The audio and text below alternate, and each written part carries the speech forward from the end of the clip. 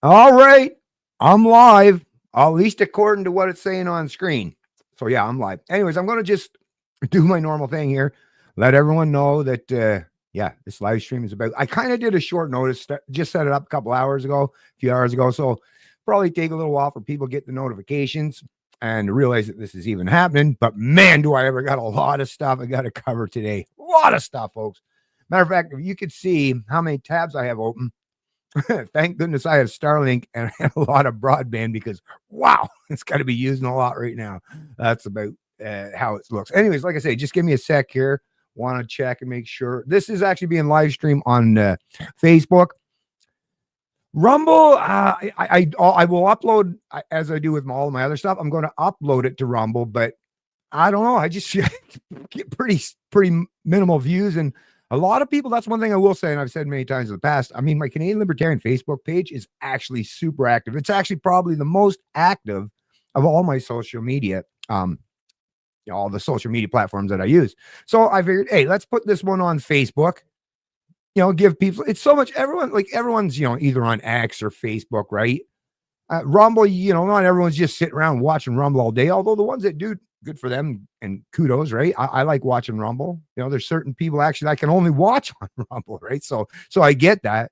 But yes, I've managed to avoid being completely silenced and shut it. Well, they suppress me, but because I function within their stupid rules so well, they can't cancel me. So they just prefer to just bury me real far down in the algorithms. Or, I don't know what you want to call it, shadow ban, whatever. Who cares, right? It is what it is. But in spite of it all, boy, I'm feeling very upbeat and positive today. Although there's going to be a little bit of a roller coaster ride as we go through this. Like I say, wow, a lot of tabs I got open here. A lot of stuff to talk about, a lot of stuff to report on, a lot of stuff that, as you folks know, I like to talk about ideas or even events, things that are happening. But if there's one thing you very rarely ever hear me do or talk about, is just other people for the sake of, like gossip and shit. But there is one thing that I'm going to have to, I don't know, going to have to go against my own typical rule of thumb, right? And just because I don't know what the hell is going on, but trust me, it's for good reason. For good reason.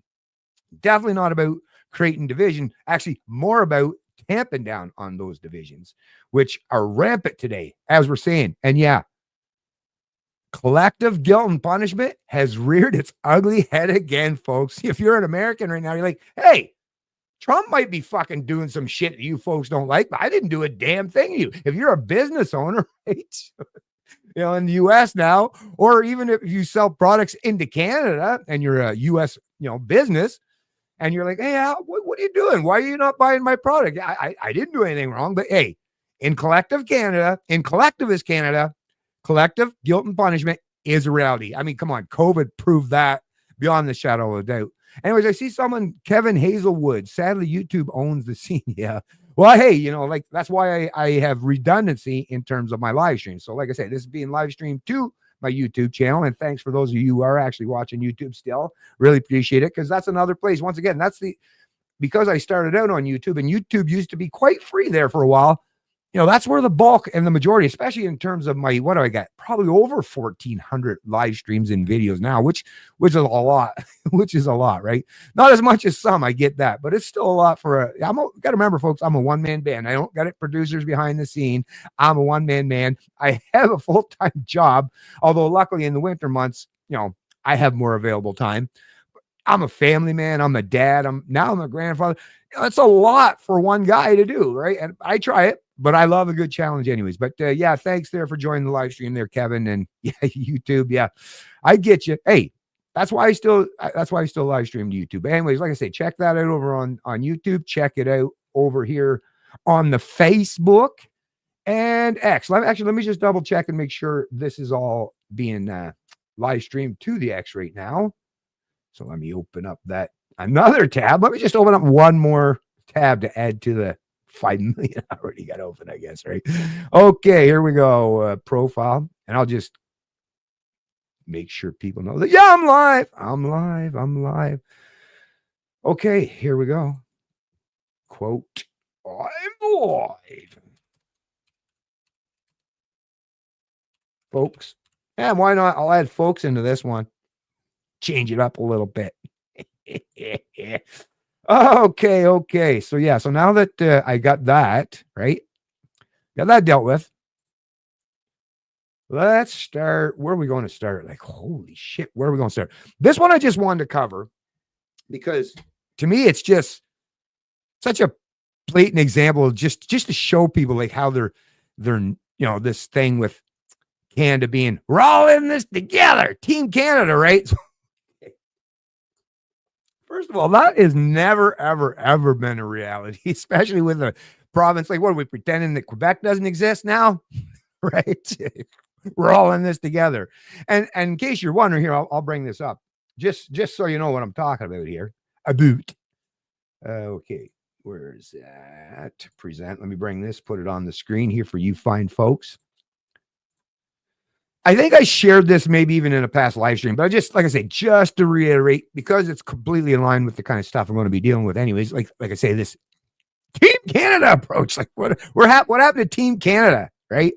During COVID, boy, that fucking certainly went out the window. But now all of a sudden we're all like singing Kumbaya, and that's another thing. So not only is this kind of point out the fact that, yeah, that we've never been all in this together, but it's also going to point out the fact is, hey, what do you mean? What does that mean? That Quebec, the people of Quebec are sovereigns, and Quebec is a nation, right? And that's another thing. You don't even have to just think about Quebec. Even when you hear of the politicians and the pundits talking about our relationship with the First Nations, they're called nations for a reason, right? It's their own nation. They're supposed to be sovereigns, right? And they claim that, they believe that.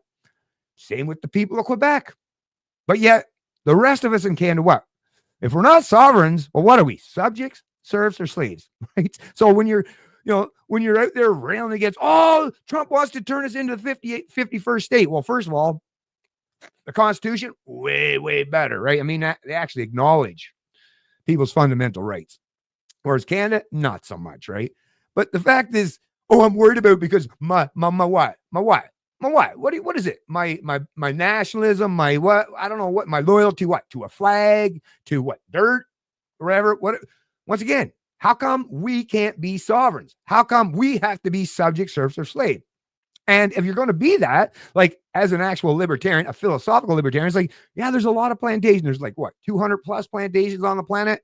Well, American plantation, way better than everywhere else, right? So yeah, I mean, come on, but this blind loyalty, and you see the coordinated and concerted effort to put that narrative front and center, just like during COVID. And you got to think with the USAID revelations and the fact that here in Canada, this shit happens too. But yeah, are Canadians really all singing, like, or at least a large portion of them singing in unison now in terms of the leftists and the progressives and the establishment hacks? What, they've all become nationalists? Trudeau himself, Canada's the world's first post-national state that has no core identity. And now he's out there fucking basically draping himself in the flag, acting all like ultra nationalistic. Like, come on, the fucking insanity of this stuff. If you're a supporter of any of these people, you got to be fucking popping the pills like nuts just to even keep your sanity, because your thought leaders are fucking you over and gaslighting you on a continuous and ongoing basis, which is a scary thing. So anyways, Quebec to table social contract bill for immigrants and amid cuts to integration program. Now, this right down here is all I wanted to get to. The Quebec government is planning to table a bill on Thursday to define a new integration model for immigrants with the aim of making clear to them that Quebec is a nation, the immigration minister announced. So, I mean, right there, it's a nation, right? I'll just take that off. I just want, like I say, all this stuff, I do have it linked in the description of the stream. There might be a few I might have to add after the fact, but yeah, you'll be able to get access to this stuff. Even people that don't get the chance to watch the live stream now, you'll be able to get access to all this stuff that I cover maybe when you watch it later on. But yeah, wild, right? So they're a nation. First Nations are a nation. All the Aboriginal people, they're all nations. They're all sovereigns. They're all individual, sovereign type states or whatever. Although, me, in reality, true freedom, true liberty means sovereignty all the way down to the individual. Like, what the fuck? If I'm just a sovereign but part of another collective, well, I'm still just a sacrificial lamb for some concept of someone else or someone else's concept of the greater good. No, to be a free human being, sorry, folks, I hate to bust your bubble, but it means you have to be sovereign all the way down to the level of the individual, right? But anyway, some of this stuff, like I say, I'm going to be whipping through this stuff quite quickly, but wow, is the fucking, you just got to think, is you would have read all these kind of things happening and every other tin pot dictatorship in the past, right? In terms of how heavy-handed they are in attacking or silencing or seeking to silence and using the force of the state, right? Or using that collective guilt and punishment or that groupthink to target people who dares to do what? To do what? Let me just show you here, folks. Holy fuck. It is unbelievable. Unbelievable. And yeah, sorry, I might do a little bit of swearing from time to time. And if you're a Christian, I am a Christian, folks, but I just don't believe that the big guy cares about these words that never even existed right, at any point. I just don't believe that. I get some people take that kind of stuff to heart in terms of, using bad language or whatever. But hey, listen, we can agree to disagree on that. Once again, I live my life, right, in an ethical manner. So if I say a few bad words from time to time, like, yeah, don't hold it against me. But yeah, let me bring this up. Wow. Yeah, wow. Yeah, no, this isn't in Russia, this isn't communist Russia or Mao's China, or even something, like I say, there's so many examples. Those are just the ones that we typically, turn to, right? But there's countless examples all over the world. I mean, basically, there's no such thing as a country that hasn't basically tried this stuff at one time or another, right? But look at this. Look at this. CBC News here. Let me put the, I'll be getting to the comments too. So I'm not interviewing anyone. It's just me and you folks, So I'll be definitely reading all the comments. So anything, comments, questions, concern, whatever you want to put out there. And I'll make sure to try to get to it. And I won't wait too long where it's so far behind that I have to, doom scroll to find them all, right? But look at this. Mayor of small Quebec town in hot water following pro-Trump comments. Business considers pulling support to Louisville, Quebec resident withdrawing donations. And this is reported by Rachel Watts, February 5th, 2025. I guess I got to get out of the full screen here to actually go to read the article. Here's as I scroll down through. But think of this. Look at this guy. Oh no. He made pro-Trump comments, and let's find out what they were. I mean, the guy must have, what did he say? Heil or something? I don't know. Was there something along those lines? Heil Trump? I don't know. What the hell? What could have caused such a controversy, right? The mayor of Louisville, Quebec is receiving backlash over support for U.S. Donald Trump.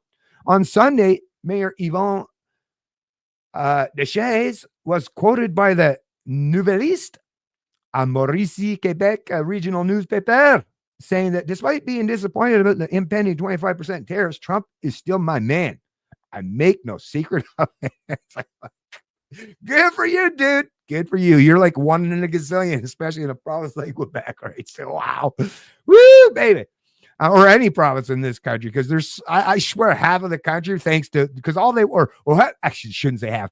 To those who watch nothing but Stash Media, they're getting we got a lot of cases of TDS up here. A lot of them.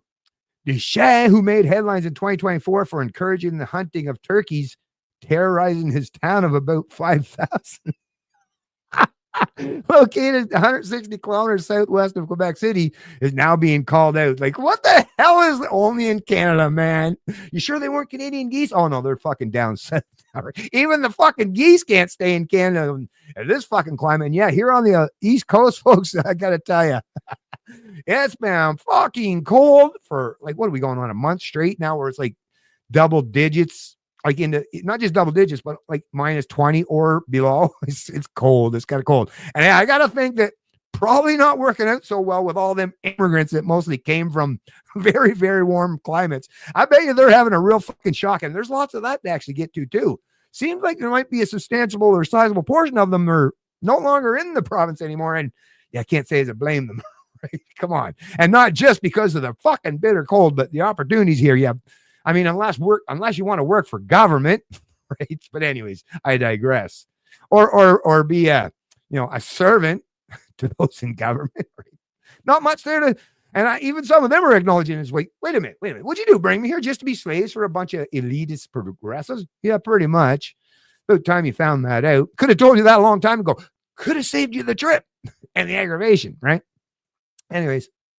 To support a person who's threatening, a person who looks down on us as Canadians, as a company, we can't support these comments, said Andre Duguerre, president of the general manager of Meubles Canadel, a family-owned furniture business based in Louisville. It's not our values. It's not in our DNA. Giguere said Meubles Canadel is considering withdrawing a $150,000 contribution to the town's Boulodrome project, a center used for the popular French sport pétanque.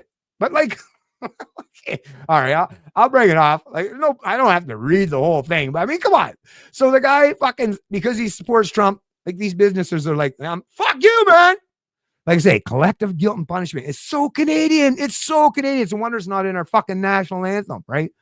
Oh, collectivist Canada. No, but come on. It's fucking downright disgusting. And I'm so glad to see more and more Canadians who are finally come to realize this and catching up to where I've been for a long time. Anyways, before I get to the next article, I am going to actually, let me close that up so I can, let me at least get rid of a couple of my tabs, right? But I want to read some of your fine folks' comments here before I get along too far. And once again, thanks for joining them and thanks for coming into it so quick. I really appreciate that. Hey, Dave Dismantle, what's up, my buddy? Hey there, gonna bounce in and out. Oh, of course.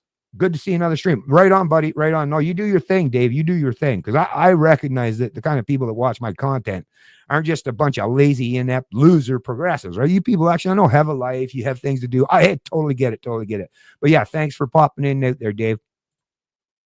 Yeah, we sure stuck together during the COVID. Yeah, right. Yeah.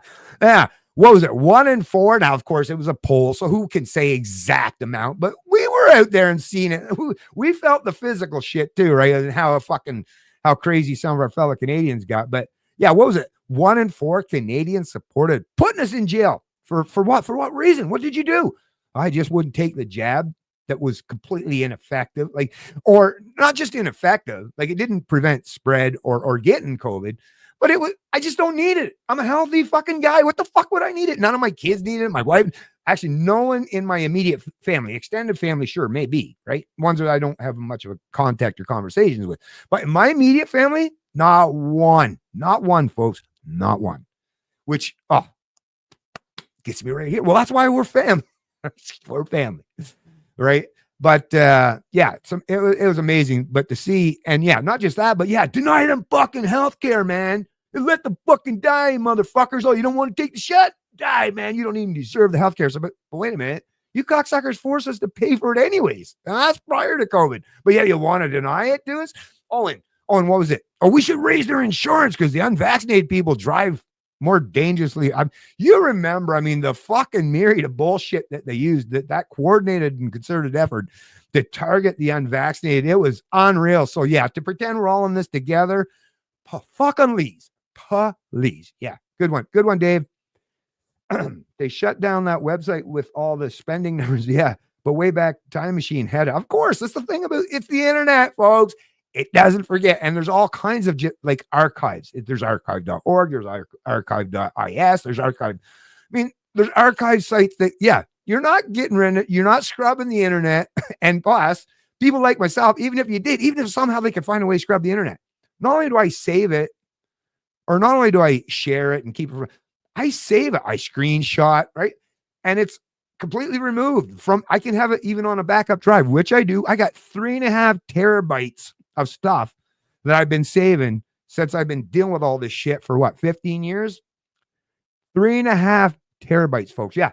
You heard that right. That wasn't you didn't mistakenly hear what it was 3.5 terabytes.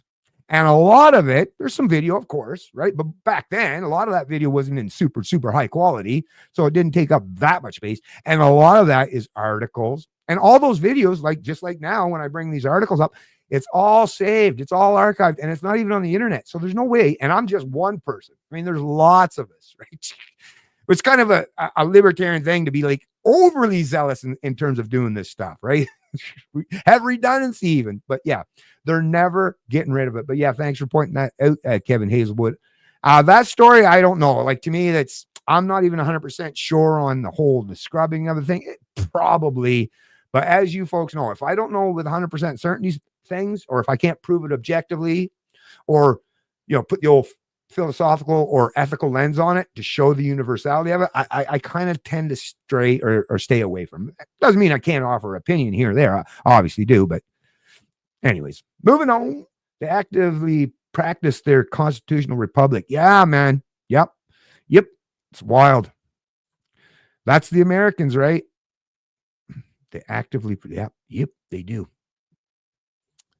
People are oversensitive. That's why we get LOL, the bullshit happening anyway. Fuck them. Fuck them. That's what I say, Kevin Hiswood. And yeah, I like I say, there's gonna be some profanities. Sorry, Wendy Howard. I really appreciate you joining the live stream. And once again, I will try to keep the profanities down to a minimum. I don't know. I get it. Some people, it just really turns them away. But thanks, Wendy Howard, for joining the live stream. Like I say, if you got any questions, comments, anything you want to ask or say yourself, put it out there. I'll make sure to bring it up on the screen. Pedo something bow tie. Yeah, I don't know. Anyways, let me so yeah, we're kind of already okay. So let me get to some of this other stuff. Like I said, if you thought that was right or fucked up, right? The guy how dare he support Trump? Freedom of speech, as we know, right? No, and it being targeted like so ruthlessly like that, right? It's like, what are these guys trying to replicate Trudeau? You hear Trudeau? Yeah, how ruthless? Oh, it's time to get ruthless now, huh? Oh yeah, like I say, the facade is coming off, and the people who pretended all along that Trudeau was all about the sunny ways, and I don't know how the fucking guy managed to fool them, other than they're very low information type people, right? But even the low information people are finally coming around and seeing, it's like, holy shit, were we ever do? But yeah, let me bring this up. This next example of Canadian collective punishment. What the collective guilt and punishment? So now, once again, I don't agree with them all. You rarely would ever hear me use a word or the word them all, like when you're talking about people, because as a libertarian, I like to deal with people at the individual level, or at least point out that there are exceptions and outliers, right? There are generalized statements that are very applicable and completely solid, but you have to leave that room because humans, we're not the board, right? We are individuals. We all have our own minds. So I don't like the all thing, but still, you're allowed to say in any country that even understands what freedom of speech means, which apparently Canadians don't. But what freedom of speech means is the whole point of freedom of speech is you should be allowed, or you have the right, not even allowed. That was a wrong thing to say. I should slap myself for even saying such a thing. But you have the right to say it, even if it's terrible things that, like, yeah, I don't like that stuff. I don't like collective, and she's basically doing the same thing, right? But she's not in a position of power or in government, right? But the fact is, or actually, let me read the article before I get to that. But the fact is, it was just words. It's words, right? And what are those words eliciting as a response?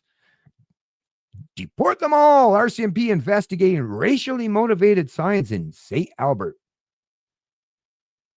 This was by the news staff at City News Everywhere. Okay, this was January 27th, 2025.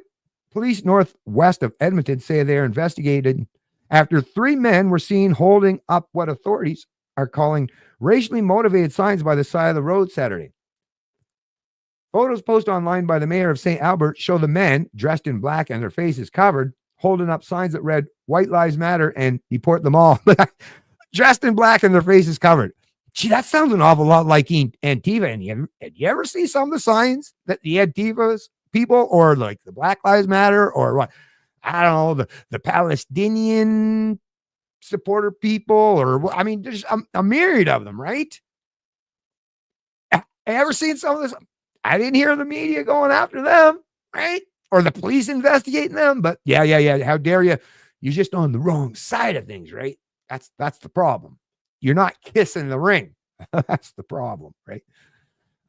So after RCMP, or Alberta RCMP, told City News over the weekend, officers were called to the St. Albert Center along St. Albert Trail at 11:45 a.m. Saturday. Mounties say no arrests were made and the individuals left the area, and they were cautioned by police about creating a disturbance for drivers on the road. This is another thing. When you have as many laws on the book as there are in all of our modern so-called democracies these days, right? Actually, they are democracies. Mob rule, whether it's a minority or the majority, because in the first past the post system, the mob can be represented by a third of the population. But yeah, no arrest made. Where was I going here? Creating a disturbance on the road. Wait a minute. And they were cautioned by police about creating a disturbance. Damn, I lost actually where I was going with that, folks. Anyways, going to continue on. You probably got the gist of where I was going with it, anyways, I would imagine. But the Alberta RCMP firmly believes that everyone should feel safe and be treated with equality and respect. Mountie said in the news release Monday. We are committed to ensuring everyone we serve can live in communities free from discrimination and bias, and we take any action that threatens the safety and security of others extremely serious. You can't ever assure that people aren't going to have biases. Like, this is the fucking thing, or discriminate. And actually, every one of these fuckers, even these cops, discriminate. Do you leave your door open and say, hey, everyone's allowed in? Right? Do you just allow your sons and daughters when they're very small to just hang out or go do whatever they want? Right? Jump into vans with tinted windows, right? Someone occupant who may be offering them candy, or would you discriminate and say, no, you can't be around most people, right? Or the pedos among us. I'm pretty sure you discriminate against your kids being around them, right? Pretty sure when you're looking for a babysitter or a daycare, you're discriminating. You're looking for someone that's at least, not a criminal, maybe, just stop with this pretense that we're not supposed to discriminate. That's the stupidest shit I've ever heard in my life. Okay. Now, government, like if you're trying to get a job or something, the government shouldn't be able to discriminate against you based on like your color, like tell you can't have a job. And I would say it's wrong for people if you're discriminating based on immutable characteristics. I think that's stupid. But should it be illegal, or should the answer to someone just doing things, once again, with no force or violence involved, just says that, no, I disagree with that kind of discrimination, but should it be met? Should it be escalated to the point where now what? Someone locks in a cage, perhaps?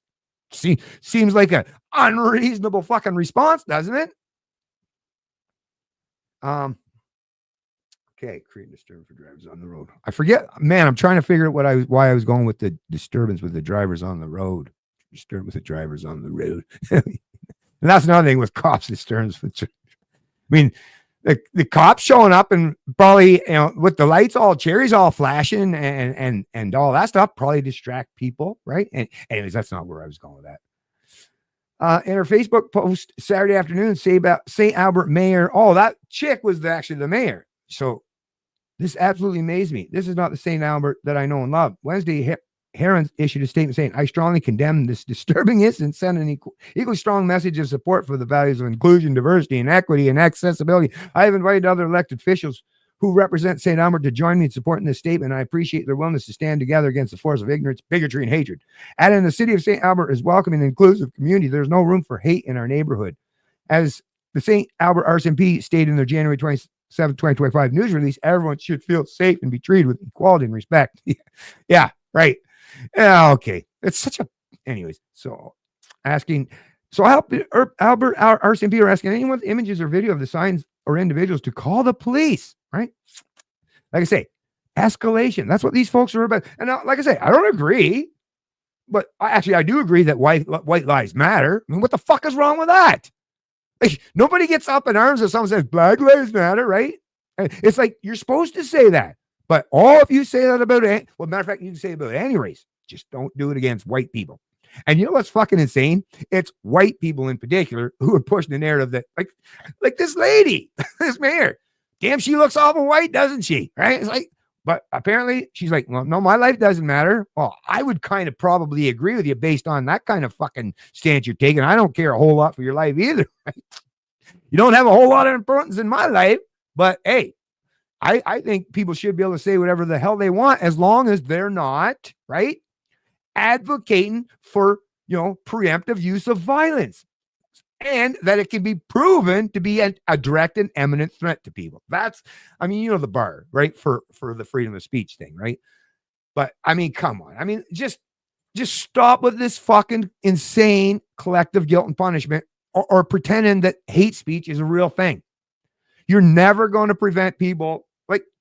Wait, okay, even if you zipper their mouth closed, you're not stopping them from thinking. You're not changing their behaviors or habits. You're doing nothing except using force, coercion, intimidation. You're escalating and thinking that you're now the morally or ethically superior one. So, like I say, man, I can't. It kind of blows my mind that I should even have to explain this, and not just that I should have to explain this, but that there's people that there's full-grown adults who don't seem to understand it. Actually, did I have that on the, yeah, I'm pretty sure I had that on there, right? Anyways, either way. And here's another thing. I wanted to bring this up in terms of in New Brunswick. It's kind of, actually, let me move this down the list a little bit, because it's kind of veering off track from what the kind of stuff I've been dealing with for the last couple articles. So kind of try to stay in it. Oh, this is something actually I did want to cover. Just to kind of get this out of the way, right? Just to get this out of the way and get it, close this one up. Hey, does this look familiar, folks? Does this look familiar? The hacks in the established media, imagine that. They're going back to, it's like, fuck, they're so inept. They can't even reinvent themselves enough to, like, can you just not use it? Usually the progressive, the leftists, the collectivists, usually they're pretty good at reinventing the language or use new words so that people don't, tie that the new word to the old word that basically means the old word, which basically means the same thing. But no, they're still going with the experts, right? The experts. Tariff relief package. These three things should be in any plan. Experts say. This being reported by Uday Rana, January 29th, 2025. But first of all, two things strikes me just in this headline. Is the one first was the fact that experts. Oh, you're going with the experts now, right? I'm pretty sure you can find people that would be experts that would completely disagree with this stuff. I mean, hey, I've got way in excess of 10,000 hours dealing with this kind of stuff, understanding philosophy, history, ethics, and economics. All. Am I the expert? Am I an expert? Can I be called an expert, or do I got to go get a piece of paper from the government in order to be called an expert, right? And does that really make me an expert? Anyways, but yeah, here's what they're trying. So basically, and the other part of that. So what they're kind of trying to go with here now is what, we're going to have another CERB, right? We're going to what?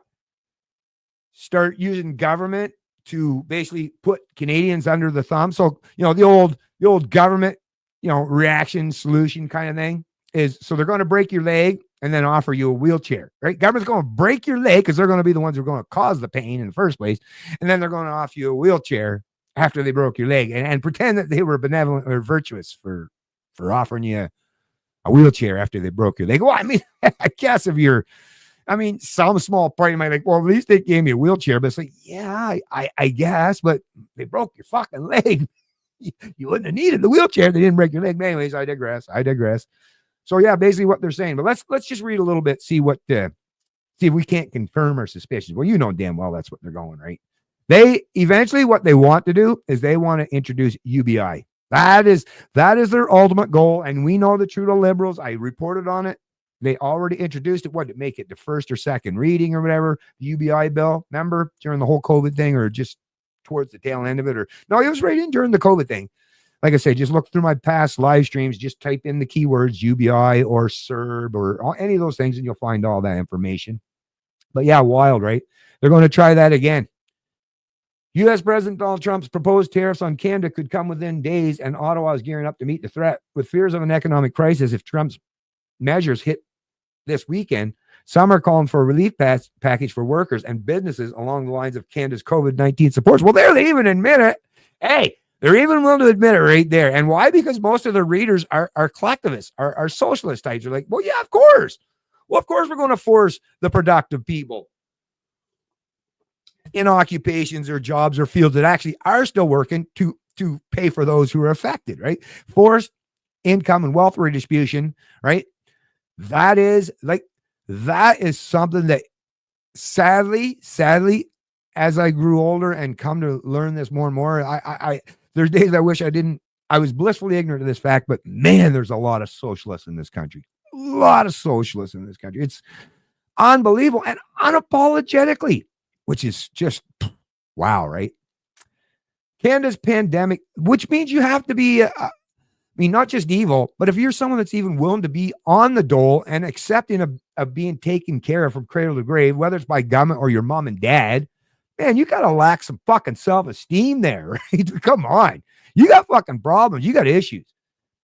Canada's pandemic response plan included tens of billions of dollars in support of struggling businesses and workers who lost their jobs through both direct checks and benefits, as well as industrial loans and deferrals. But authorizing new spending would require the approval of Parliament to push through such a package, and it's prorogued until March 24th. What options does the federal government have? Now, here's another thing. So this is going to tell you they can do the EI benefits. But here's another thing, folks. What was another direct consequence of government artificially stimulating the economy, right? And using stimulus packages, central bank policy, like artificially creating, right? Or buying long-term bonds or bonds, treasury bonds, but basically inventing money, because it's not being produced in terms of work. It's actually being produced because of central planners are just creating it out of thin air, right? But what happened when they did that to the tune of the hundreds of billions of dollars that they did during COVID? That's when inflation came about, right? And let me just tell folks about this too, as someone that actually doesn't understand economics, not just Keynesian economics, and not just Austrian economics, but even Milton Friedman's Chicago school type of economics, or classical economics.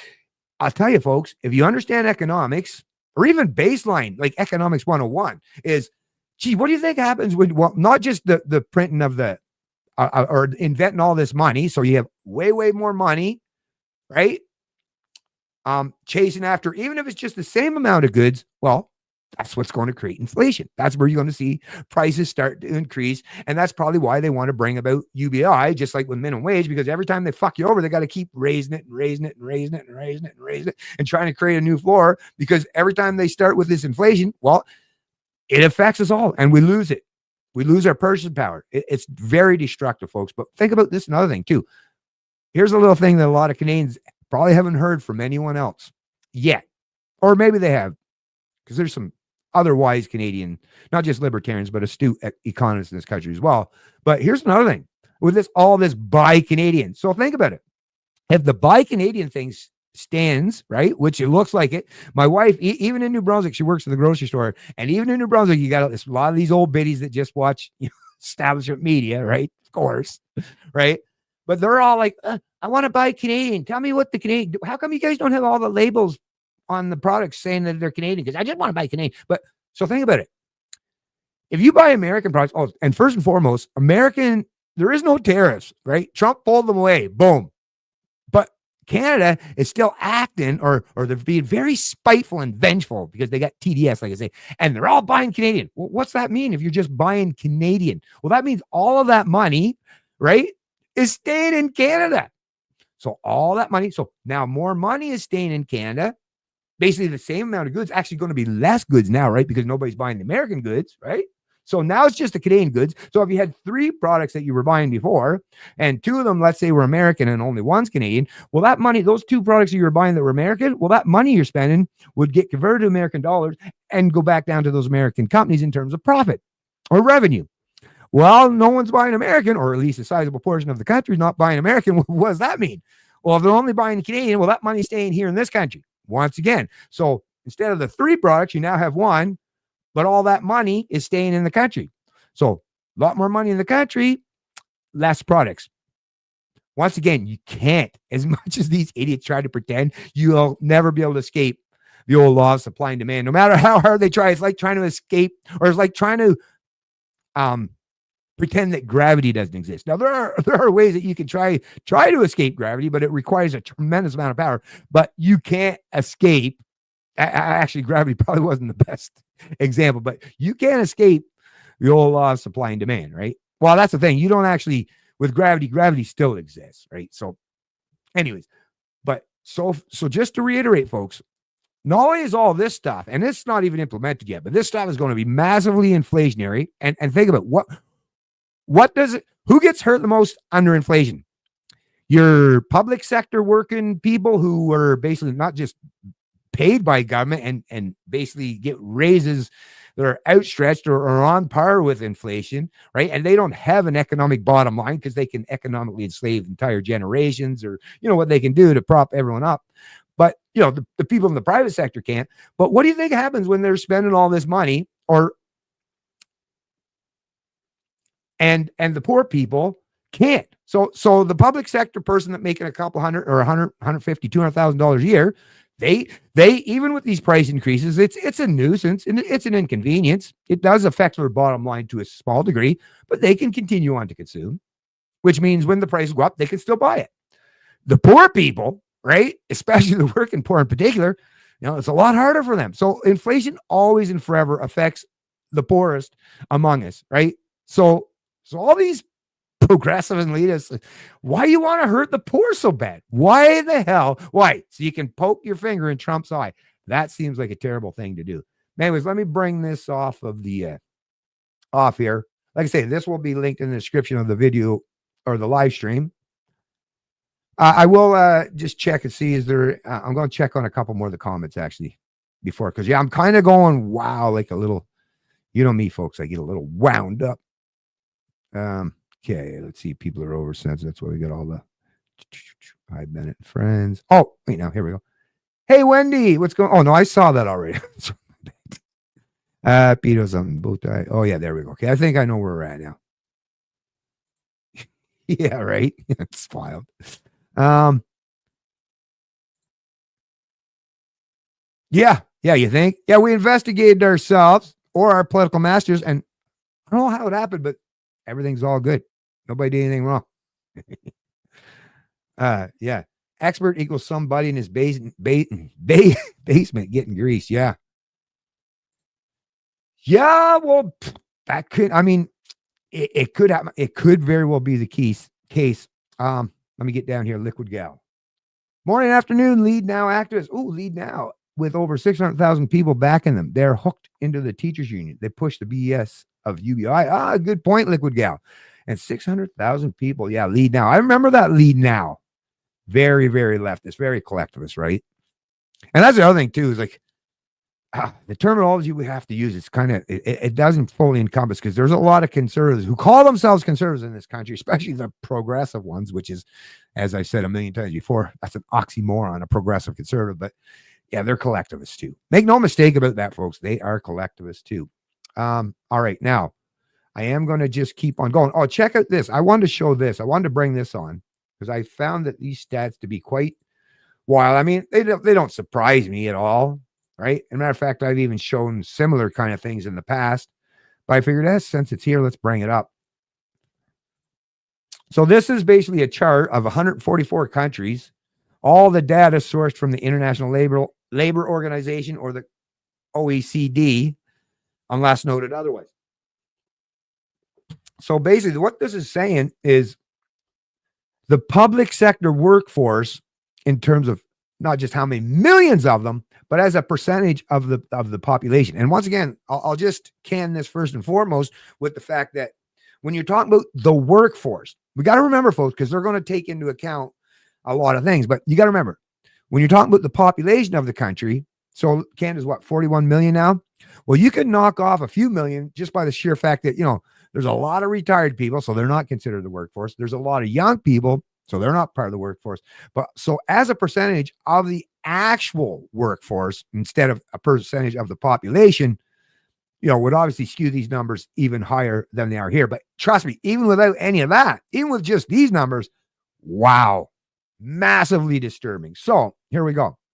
So United States showing, so like I say, there's a couple different ways that they measure that. So I'll just go with the public sector workload, or maybe just go with the percentage of workforce. That's probably the easiest, rather than giving you them in the millions of numbers, although you folks can see that for yourself. But maybe we'll just go, to make it simple, just go with the percentage of the workforce in the public sector. And there's two different ways, like they mentioned, and how they measured this. So United States, 13.41%. Not sure why this is showing 0, but this one over here is showing an extra one. So maybe they just don't do that kind of calculation. So over here, it shows maybe 19.2, which is a Mercatus publication as of 2013. Well, because that's a little old, right? But still, so here you're looking, let's say this number is 13%. Let's go down. So let's UK, right? Let's just use the UK since it's the next Anglo country that us Canadians are typically familiar with, right? So there's the numbers they have, but look at 23.56%. Wow, right? Wow, 23. That's like you're just barely 1 in what? less than 1.5% from 1 in 4 people in your country working for the government, right? And even both ways they measured it is either 23.5 or 21.5, which is still even at 20, that's 1 in 5. 1 in 5. And you got to think about these people get a whole lot more entitlements, perks, their wages are higher, right? They get that gold-plated pension that's adjusted for inflation. I mean, it takes, I can't even imagine how many Canadians it takes just to pay these people's salary, because we don't even make enough ourselves, right? It's not like we have all this excess disposable income. In fact, we're not even the ones paying for this stuff. Like I say, future and successive generations are the ones, which is why the debts and deficits continue to grow, right? If we were paying for this shit, the deficits and debts would stagnate or reducing somehow, but they're not. They're continually and always growing. So we're not paying for any of this stuff, or maybe a small portion of it. Making like your credit card, you're making that minimum monthly payment, but like I say, the overall sums just keep increasing. Anyways, let's scroll down here. So what would be the next one? Well, hell, I found this even fucking wild, right? So even Mexico, folks, right? I mean, because since we're talking about NAFTA and CUSMA, the Canadian version, they like to put Canada first, like, oh, whatever. Anyways, but the whole trade agreement. But I mean, you would think, I would have thought, if you had to ask me, I would have been ignorant to the facts, but I would have just guessed that maybe Mexico, right, might have had even more people in the public sector than Canada, but fuck, I would have been wrong.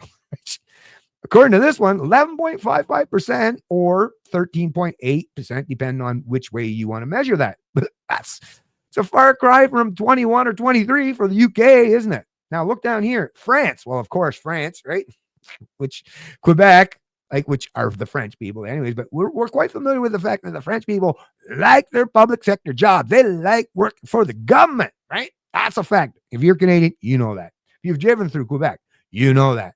It's a make work program to do construction that should only take a year, take 20 fucking years, so that they could just, like I say, make work program. Anyways, now let's get down here to Canada.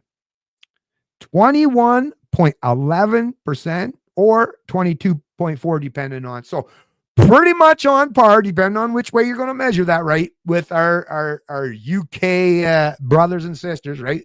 Which is, man, it's just unreal. Like what happened to the Anglo countries? Like what, or even the French? What happened? Like, talk about just become lazy, complacent, and just screw it. Why work for a living? Why be productive when you can just get a job for the government and benefit yourself tremendously at the expense of everyone else? The few people left pulling the cart, right? Because in Canada, more and more people are not pulling the cart, but they're jumping in the cart to be pulled around. That's at some point in time, that the math doesn't add up at some point in time. At some point in time, things really go to hell in a handbasket, right? But this, like I say, I'll bring this off. This is in the description of the live stream. But think about that, folks. Even in Canada, so basically 1 in 5, anywhere between 1 in 5 and 1 in 4 Canadians work for the government. And you think they're going to vote against their own best interest, right? No. The one thing about the States is because it's a republic and everything is so individualized, and they have the electoral college, not first past the post. All them red states, all those states where people are productive and less collectivist and less socialist, are the ones that would skew those U.S. numbers much, much lower. But because they try to average that out, but even then, though, I mean, even at 13%, that's basically 10% less than here in Canada. And once again, if you figured all this out, if you could, and you could, but it would take a lot. And I can do math. I like economics, but I'm not big into the number crunching. I'm not an accountant by any stretch of the imagination. That'd be really boring for me, right? But it's just unreal. Anyways, let me get back into the chat here. Or actually, sorry, not in the chat. Okay, let me close that.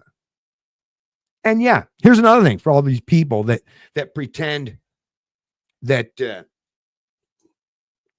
they support mass immigration. So whether it's in Canada or the US, all these bleeding heart liberals or NDPers or even some of these so-called, because mainstream Canada, collectivist Canada, the people who like to virtue signal how much they love and respect and admire and have such great admiration and love and adoring of the immigrants or the migrants or the, the TFWs and all that stuff. Well, here, let's, reality over rhetoric.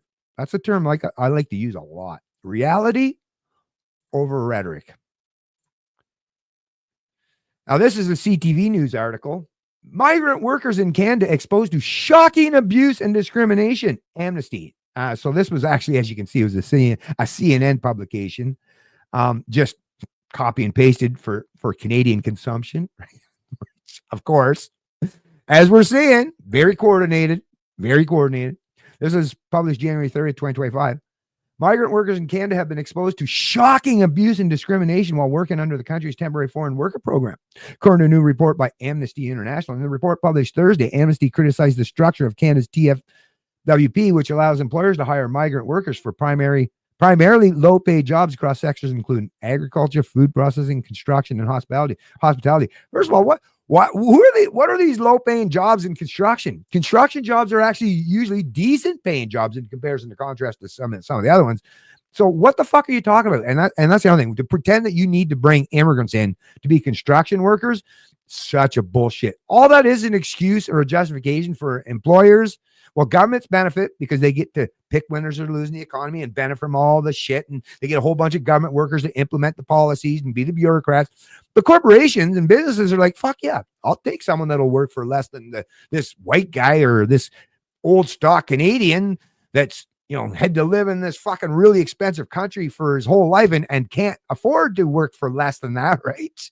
But sure, it's great for the economic bottom line of corporations, and not just the big ones, small, medium, anyone that's willing to play these stupid games, right? And fuck their own workforce over because government gives them subsidized employees who will work not just cheaper wages, but have them subsidized by multiple layers of government. None of us can compete with that, right? But here's the fact, and the fact is, these people are basically being treated like modern day fucking slaves. So all these progressives and all these people, all the bleeding heart folks, right? Oh, I care so much. Well, if you cared about them, stop fucking supporting, enslavement of these people. Probably better for them to actually be in their own countries and helping to build their countries, right? Maybe growing their own crops, maybe feeding their own people, maybe constructing their own homes, right? Probably be good and more beneficial to them and their bloodline and the people that, they grew up and love. But yeah, bringing them here to the West, to Canada, to treat them like slaves, to compete with the slaves that are already here, so we can fast track that race to the bottom. Yeah, bad. I don't know what kind of people would support that. I say bad people as far as I'm concerned. But anyways, like I said, I won't waste a whole lot of time in these articles. Once again, it will be linked in the description of the video below. Trying to get through them. I got a lot of them. And like I say, I got to close some of these tabs up. Okay. And get this, more collective guilt and punishment. Canadians, man, what the hell? And I mean, I'm a Canadian, but once again, I'm a Canadian who understands we're individuals. And once again, I say Canadian, not all Canadian, right? That's the thing. But it's like, yeah, I acknowledge there are quite a few of them in my country that are like this, man. And like, yeah, they make me fucking sick, which is why, I'm sorry, I don't want to sing kumbaya with you people. You're vicious. You're vile. You're terrible. And you would spit on me or my grave in a heartbeat if given the opportunity, because I don't align with your politics or your lack of ethics, right? Or lack of understanding of economics as far as that goes. So yeah, sorry if I don't want to get close enough to the kind of people who got a shank in their hand and don't like me. Sorry if I don't want to get that close to you guys, a little bit wiser than the average bear, I guess. Anyways, as you can folks see, I think, did I put this up there? Yeah, it's up there. Yeah, it's up there. This is a Global News article by Dylan Robertson. Oh, Canadian Press. So once again, Canadian Press, copy and paste. Global News takes it, copy, paste. Like, holy fuck, these guys don't even have to really work for a living anymore, right? You just copy and paste and that's it, right? Call it a day. Take home my big giant paycheck, even though my businesses and corporation is failing miserably. Good thing government bailing them out, right? Good thing government bailing them out because they would have already ceased to exist. And we know this for a fact. And it's not just USAID. I mean, we know Trudeau bailed out all these fuckers to the tune of $600 million. Well, he didn't give to them. He forced future and successive generations to bail them out so that they can lie to us, manipulate us, propagandize and gaslight us. Wow. Don't you just love being forced, or your kids or grandkids being forced for you to be propagandizing gaslit on a daily basis, fuck, that's wild, right? Does that not seem evil? It seems evil to me. Not just bad, fucking seems evil.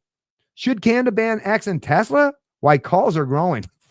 Wait, what? Oh yeah, because Elon is like the figurehead at Doge, which is to create actual government efficiency, shrink the size and scope of government, and stop wasting taxpayer dollars, right? Stop economic slaving, not just taxpayers, but future and successive generations to pay for a bunch of shit that they shouldn't have to be forced to pay, right? But how dare they do that? And how dare Elon look to free up some resources and maybe tamp down on some of those retardedly high debts and deficits. Oh, how dare he? And for even suggesting to do so, right, is, well, we should just ban X and Tesla. Ban X and Tesla. And that's another thing I just got to think. I think of myself, I'm pretty good at putting myself in people's, just think about if you're that progressive, that, I don't know what, middle-aged, progressive, or whatever. I don't know. No, let's go with the boomer. The boomer. That's an even better representative. No, hashtag not all, but think of that public sector boomer type, right? It's worked for government their whole life. And they're now saying that they should ban X and Tesla. But those are the very same people, right, who would be the same ones all waving the climate change flag and browbeating their fellow Canadians over. We got to do whatever we got to do to reduce our carbon footprint, man. Don't you care about the environment? Don't you care about the future? Don't you care about the kids, man? But it's like, but they want to ban Tesla. And I mean, there are no Chinese, none of them cheap Chinese electric cars in Canada, right? Readily available as of yet. So, not only is the Tesla like supremely superior to some of the other options out there, but it's done by a company who like top-notch quality stuff. I mean, to me, once again, if not even Elon, I'm just talking about the vehicles themselves. Like if I was in the market of buying an electric car, yeah, of course I'd be looking at a Tesla, right? They're at the top of the game, the top of the heap in terms of the electric vehicle market. But yeah, these progressives, like, sure, I'd like to drive an electric car to pretend that I'm an environmentalist while I just squander so much of my disposable income on mass consumption, right? So that's the thing. It's like, yeah, I drove my Tesla to, I don't know, some uppity up rich fucking department store or clothing store where they spent a shitload of money on like consumable goods, right? And while they're driving home in their Tesla, oh, look, I'm so virtuous. Like, it's just wild hypocrisy. But yeah, can you imagine? It's like, oh, I guess I'm not driving a Tesla. Why? Elon said some things I don't like. So apparently you don't support environmentalists. I guess maybe should go buy a diesel? Like, hey, if Trudeau said, I love me a big old diesel, it's like, so would you turn away from your climate change creds because your thought leader or your political master told you, like, well, yeah, this is the way to go? Actually, it probably would. Matter of fact, I'd like to see that experiment play out in real life and just see. I'm pretty sure now. I think some people would be like, okay, no, you got me this time, Trudeau, man. Well, no, there'd be enough of them that would fall for a hook, line, and sinker. It's like, well, he must know what he's doing. Let's just do it. Yay, Trudeau. Yay, diesel trucks.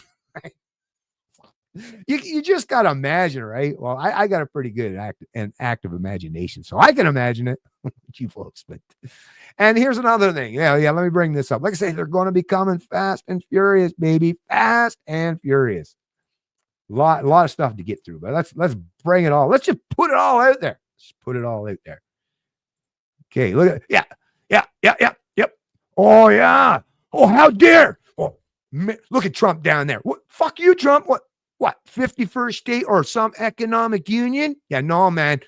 No, God damn it. We're sovereign people up here. Now we're our own country. Like, the waving we're Team Canada, man. Waving the flag, right? It's like, no, man. We're nationalists. Like I say, they pretend to be all nationalists now all of a sudden. And once again, yeah, that's the Trump effect, man. That is the Trump. All of this stuff, actually, shit, I forgot. Each one of these articles that I was covering, I was going to do the Trump effect. Because, this is all a Trump effect. And look at this. And here, definitely, this is a Trump effect as well. But look at this. Look at this. With its U.S. alliance under pressure, could Canada join the EU? As tensions with U.S. grow, some commentators wonder about looking to Europe. This report by John Last, February 2nd, 2025. So wait a minute. What about the Team Canada? And we're sovereign, and they want to join the EU. Well, what? So wait a minute. America's right below us. Have the largest, not just military, so in terms of a protective force from any external threat, but we can actually even our roads connect with their roads. And they have, just like in Europe, they got nice southern warm climates, right? They're the extremely the largest, most powerful country on the planet. You got that amazing, the American dollar, which is the world's reserve currency.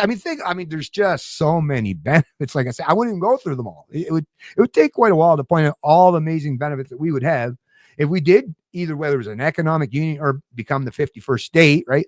But no, that's bad. But join in the European Union, right? A bunch of other socialist countries or authoritarian collectivist countries, right? Because what's the major difference that we're seeing here? Yeah, a lot of those European countries, very much collectivist in nature, right? Very much reliant on rampant forced and wealth and income redistribution. None of them have a constitution even remotely resembling the American Constitution. So yeah, no enshrined rights and freedoms like you're going to get. There's no Second Amendment. Well, I make an exception. Oh, actually, no. I was going to say Switzerland does, but then Switzerland isn't part of the EU. So there I go again, right? Or I don't think they are, right? Pretty sure they are. They might have some, obviously they have a relationship with the European Union, but yeah, basically in Europe, Switzerland is about the only country in that whole place, all 27 of them, whatever's left, that actually says that, yeah, you have the right to bear arms and stuff, more or less. But yeah, they're all for joining the European Union, but as long as there's no orange man, right? As long as there's no orange man involved. I don't care how many more positive benefits we would get from joining the US rather than European Union. I'd rather take second best or let's even go third rate or below because orange man bad. Like I say, Trump derangement syndrome, in addition to the Trump effect is real, but so is TDS. But yeah, anyways, I just wanted to point that out that, yeah, they want to join the European Union for crying out loud. Oh, folks, are we having fun yet? Are you not entertained? Right? It's just wild. It's just wild. And this is another thing. Actually, you wait till some of the stuff I got to bring up. There's some shocking stuff. I think I'm going to do this one. Here, let me bring the other one because I want to try to keep them together here. Where was that at? Oh, you get back. There we go. This is some wild stuff, folks. And like I say, I'm pretty sure, I might be wrong. Let me know if I am down in the chat, but I'm pretty sure a lot of this stuff, and especially my kind of perspective, the way I think about things, the angle I take on it, the liberty angle, of course, you're probably not going to get this kind of information from a lot of the other pundits who seemingly, for some reason, are much, much more popular than me. It makes me really feel bad. No, I'm just kidding. In a way, it's a little bit of hit to the ego from time to time, but I'm not an egoist, so what the hell? Brush it off, move on. Merge on. All right, let me bring this up. Because yeah. So you folks heard, you must have, that Trudeau, right? And Canada, Team Canada, in reality, we're talking about Team Trudeau or Team Collectivists, right? Team Collectivists, right? Fuck Team Canada. They're not Team Canada. Team Collectivists are like, well, we'll use we got all these nice rare earths and minerals and all these things here, all these resources and commodities. Let's hold them against the Americans. We'll teach them a lesson, right? I keep trying to warn my fellow Canadians, listen, you're not fucking winning this game. Like, you just got to look at who the people who are playing the game. Right? It's like, sorry, they're not even close to on par in terms of their confidence or level in terms of how to do this stuff, right? So come on. And listen, I got nothing against, the matter of fact, a lot of times I am a full-on cheerleader and supporter of the underdog. I mean, I'm a libertarian, but I'm also sane enough that I'm going to point out a reality when I see it. I'm not just going to support the underdog and watch him fucking destroy himself just for the sake of proving a point. I at least, like, if I see him walking off the cliffs, like, man, that's a bad idea. Don't do that to try to prove a point. That's probably, it's not going to work out well for you. But yeah, look at this. Trump, guaranteed, he was already 2 or 3 steps. That's the thing. They've had all this time while everyone's worried about Biden and the whole fight. Trump and those people have been doing their homework. And they've had 4 years before they even stepped one foot in the Oval Office in this new administration. They've been dealing with all this stuff, thinking about all this stuff. These are people that are very competent and understand things a whole lot better than their counterparts. But anyways, check this out. Zelensky told Trump Ukraine would consider sharing rare earth minerals in exchange for military support. Ukrainian leader says conversation with Trump began before last fall's U.S. election. See? Jeff Nixon, February 4th, 2025. Okay, so this is the thing, folks. I, like a lot of Americans, especially libertarian Americans, are like, yeah, no more fucking paying for other people's foreign wars and conflicts. It's bullshit.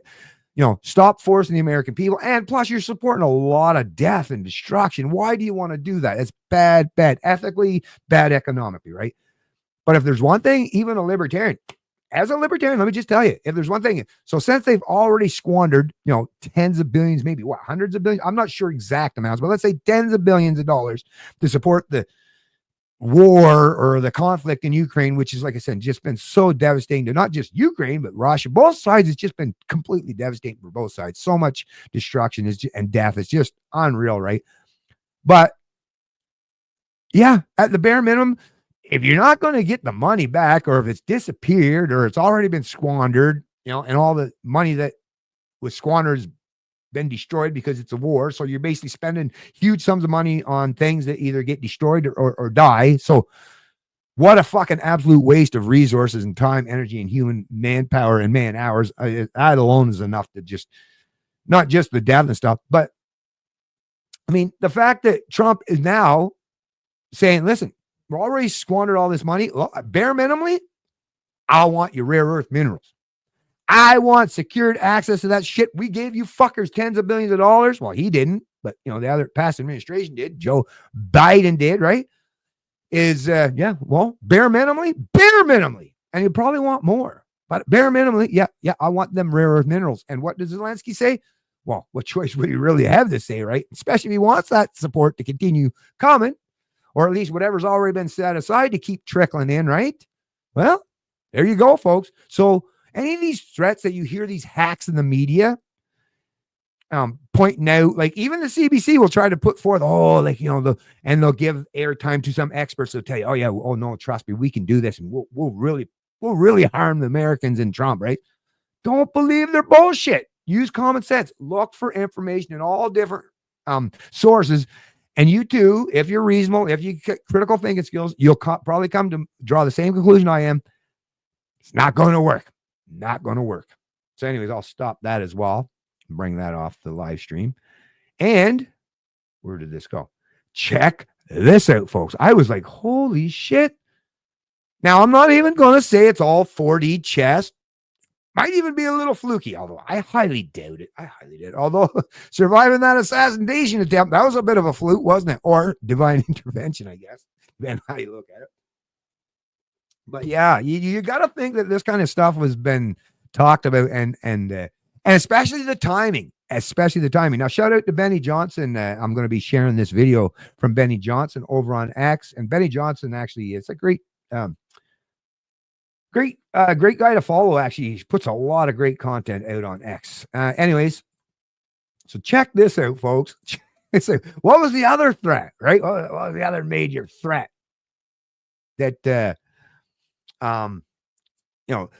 Team Canada, or should I say Team Collectivists, what was the other threat that they were saying in terms of hold on one sec. I just got to look at something here real quick. Just give me a sec here, folks. Sorry. Where did that go now? Where did that go? Well, here, let me just play the video.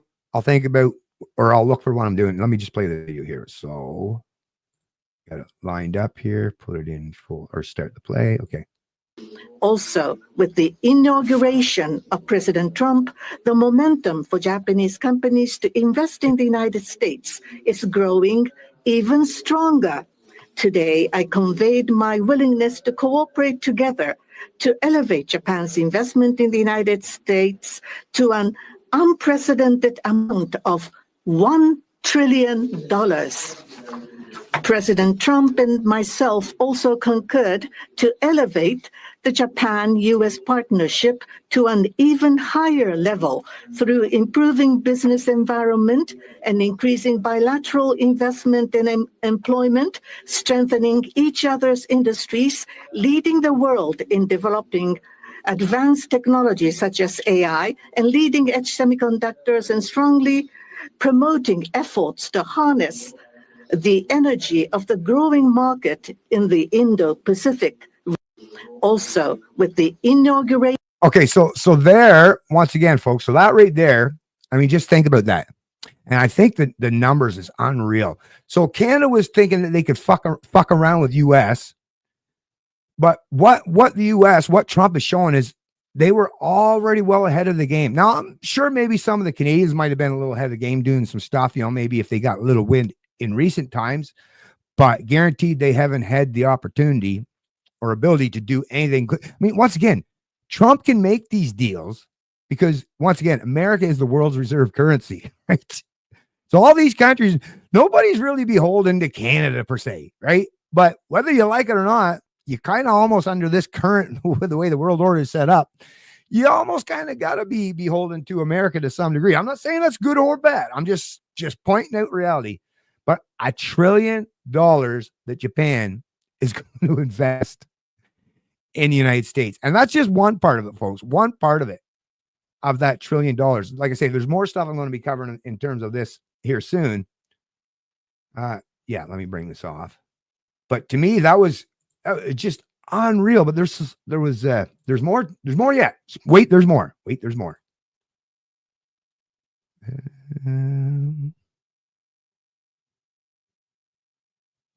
Okay. Just one sec. Okay. One sec here. I got to close that.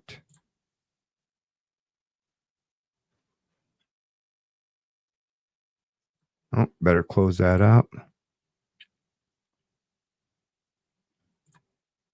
Where did that go? Oh, yeah, this was it. Okay, yeah, let me go. So I'm going to take this off. Sorry. I got to bring this one over. Okay. Stop sharing. Sorry, folks. I know I had a nice flow. Got a little interrupted. I had to find the article, but it was a little bit further over than what I thought. But don't worry. We're back. We are back. So this is under the Alaska news, but this was huge. Actually, this, I don't even know if you've heard any of this yet. So maybe this is breaking news. Well, at least for in the Canadian context. And because I haven't seen anyone in the Established Media report on this yet. So I think I'm going to be leading. I'm the lead story on this file. And I'm just a lowly Canadian. Yeah, we are the media, folks. We are the media. What do you need the media for? Like I say, what do you need government for? At some point in time, Canadians are going to realize, why the fuck did we think we needed all this stuff? Maybe freedom and liberty and competition and market, maybe that can provide rather than using the big proverbial gun in the room. Yeah, it does. Works pretty good, actually. But check this out, folks. So I don't know if you folks are realizing this, but Trudeau and, the federal government, now all of a sudden they're talking about, because they recognize, oh, fuck, we shot ourselves in the foot so much and we burned our relationship up so bad with our American counterparts is, I guess we better start looking elsewhere, right? But here's the problem.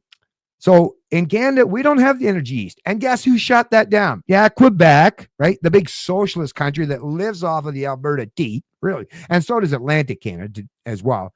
But Quebec and the federal Liberals were the ones that shut down. Nope, no Energy East pipeline. As an Atlantic Canadian, let me tell you, that would have been a fucking big boon for our province and all the positive aspects that could have come from that alone. Yeah, I was so disappointed to hear when they did that. And they were playing up the environmental thing. Well, apparently it doesn't matter now, because now they're all like, oh, now we got to get pipelines out to everywhere. Now the fucking Trudeau Liberals of all people are saying, yeah, we got to get some pipelines out to both sides.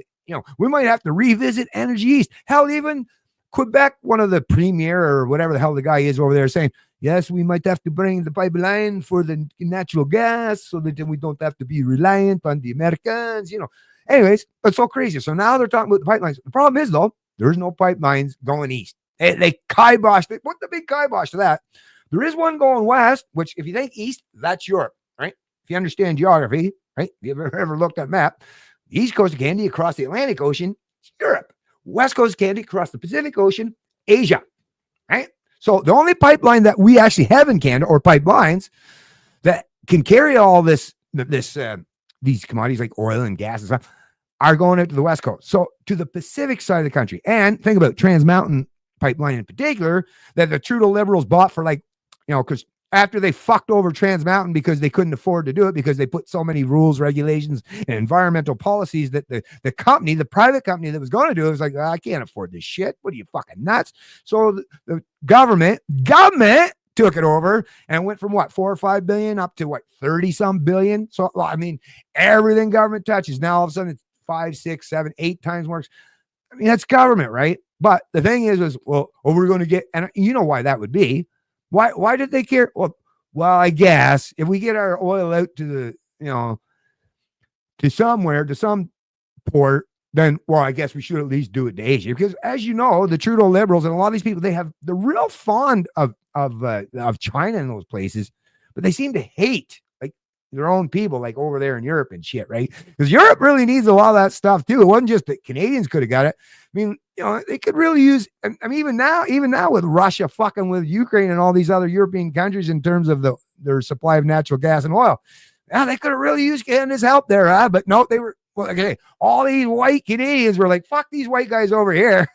Yeah. But hey, the Chinese, like the communist people who we apparently have no historical ties to, but they share a whole lot of the ideas with, right? That's where their true loyalty is at, right? Now, once again, I don't give crap about color skin, but I'm just dealing with reality as it is.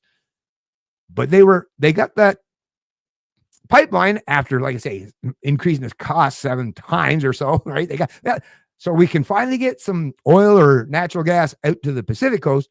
And they're thinking, well, then let's start selling over there to Asia. Oh, and guess what's one of the largest markets over in Asia, which is actually quite heavily reliant on external sources for the oil and natural gas. Yeah, Japan. And Canadians were thinking, oh, look, we can do it. We can do it. Fuck US. Maybe we'll try doing some of these Indo-Pacific countries, and Japan is one of them, right? Well, guess what? Trump put the kibosh on that one. Already what? A couple steps ahead? That's the Trump effect, folks. That's the Trump effect. Not only did it turn all these super environmentalists, right? And, the people that loathe nationalism and were super environmentalists are now showing their true colors. We're like, fucking the environment and fuck the post-national state. Now we're all rah, Canada. Right? And fuck the environment. Let's get the pipelines. Let's get everything. Let's drill, baby, drill. Basically what Trudeau's basically seeing, right? So once again, that's the Trump effect. But yeah, Trump announces. So this was in another thing that was announced during that conversation with the new Prime Minister of Japan is Trump announces Alaska LNG alliance with Japan. And if you understand the geography in Canada too, so here you got the BC coast, right? And you go up to the top. Now BC is pretty close. I mean, that's as closest because it's the furthest part on the Pacific in Canada. It's the closest to Japan. But if you watch how the geography goes up, Alaska juts out, even, I don't know, was it hundreds of miles, maybe 1,000 miles? I don't know how many hundreds of miles it is, but even further closer to Japan. So actually it'd be even shorter shipping, and sure, it might be a little further north, but hey, you can call it climate change or just, climate change is fine because yes, the climate changes, the earth, changes the climate it always has throughout its history. So not climate change in terms of, the environmentalist understanding or rhetoric in terms of, but actual real, yes, these ports that used to be frozen or longer time frames or periods over the year, now the ice is breaking up and you can get to these ports. So yeah, now and Trump's taking full advantage of that. So now Trump has already said, and they've agreed that they now are going to provide Japan with the LNG. So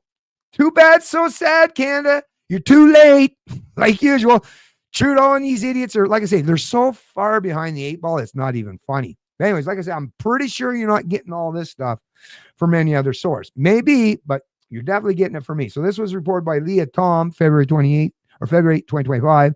And this comes out of what's the publication? You can find it all over the place, anyways, but I just went with this one. Alaska News Source, whatever, blah, blah, blah. So, Anchorage, Alaska, KTUU. President Trump announced an Alaska liquefied natural gas joint venture between the United States and Japan during a news conference Friday with Japanese Prime Minister Shigeru Ishiba. Japan will soon begin importing historic new shipments of clean American liquefied natural gas in record numbers. We're talking about the pipeline in Alaska, which is the closest point of major oil and gas to Japan by far. We're talking about a joint venture of some type between Japan and us having to do with Alaska oil and gas, Trump said during the news conference. Governor Mike Dunleavy, Republican in Alaska, told Alaska's News Source Friday it was very important the president mentioned Alaska LNG during the press conference and to the Japanese prime minister. No other states got in their own executive order, and the gas line there was a 2-minute campaign video that the president did before the election about Alaska. And he brings up the gas line, Dunleavy said. He's got a real affinity for Alaska, which I'm very grateful for.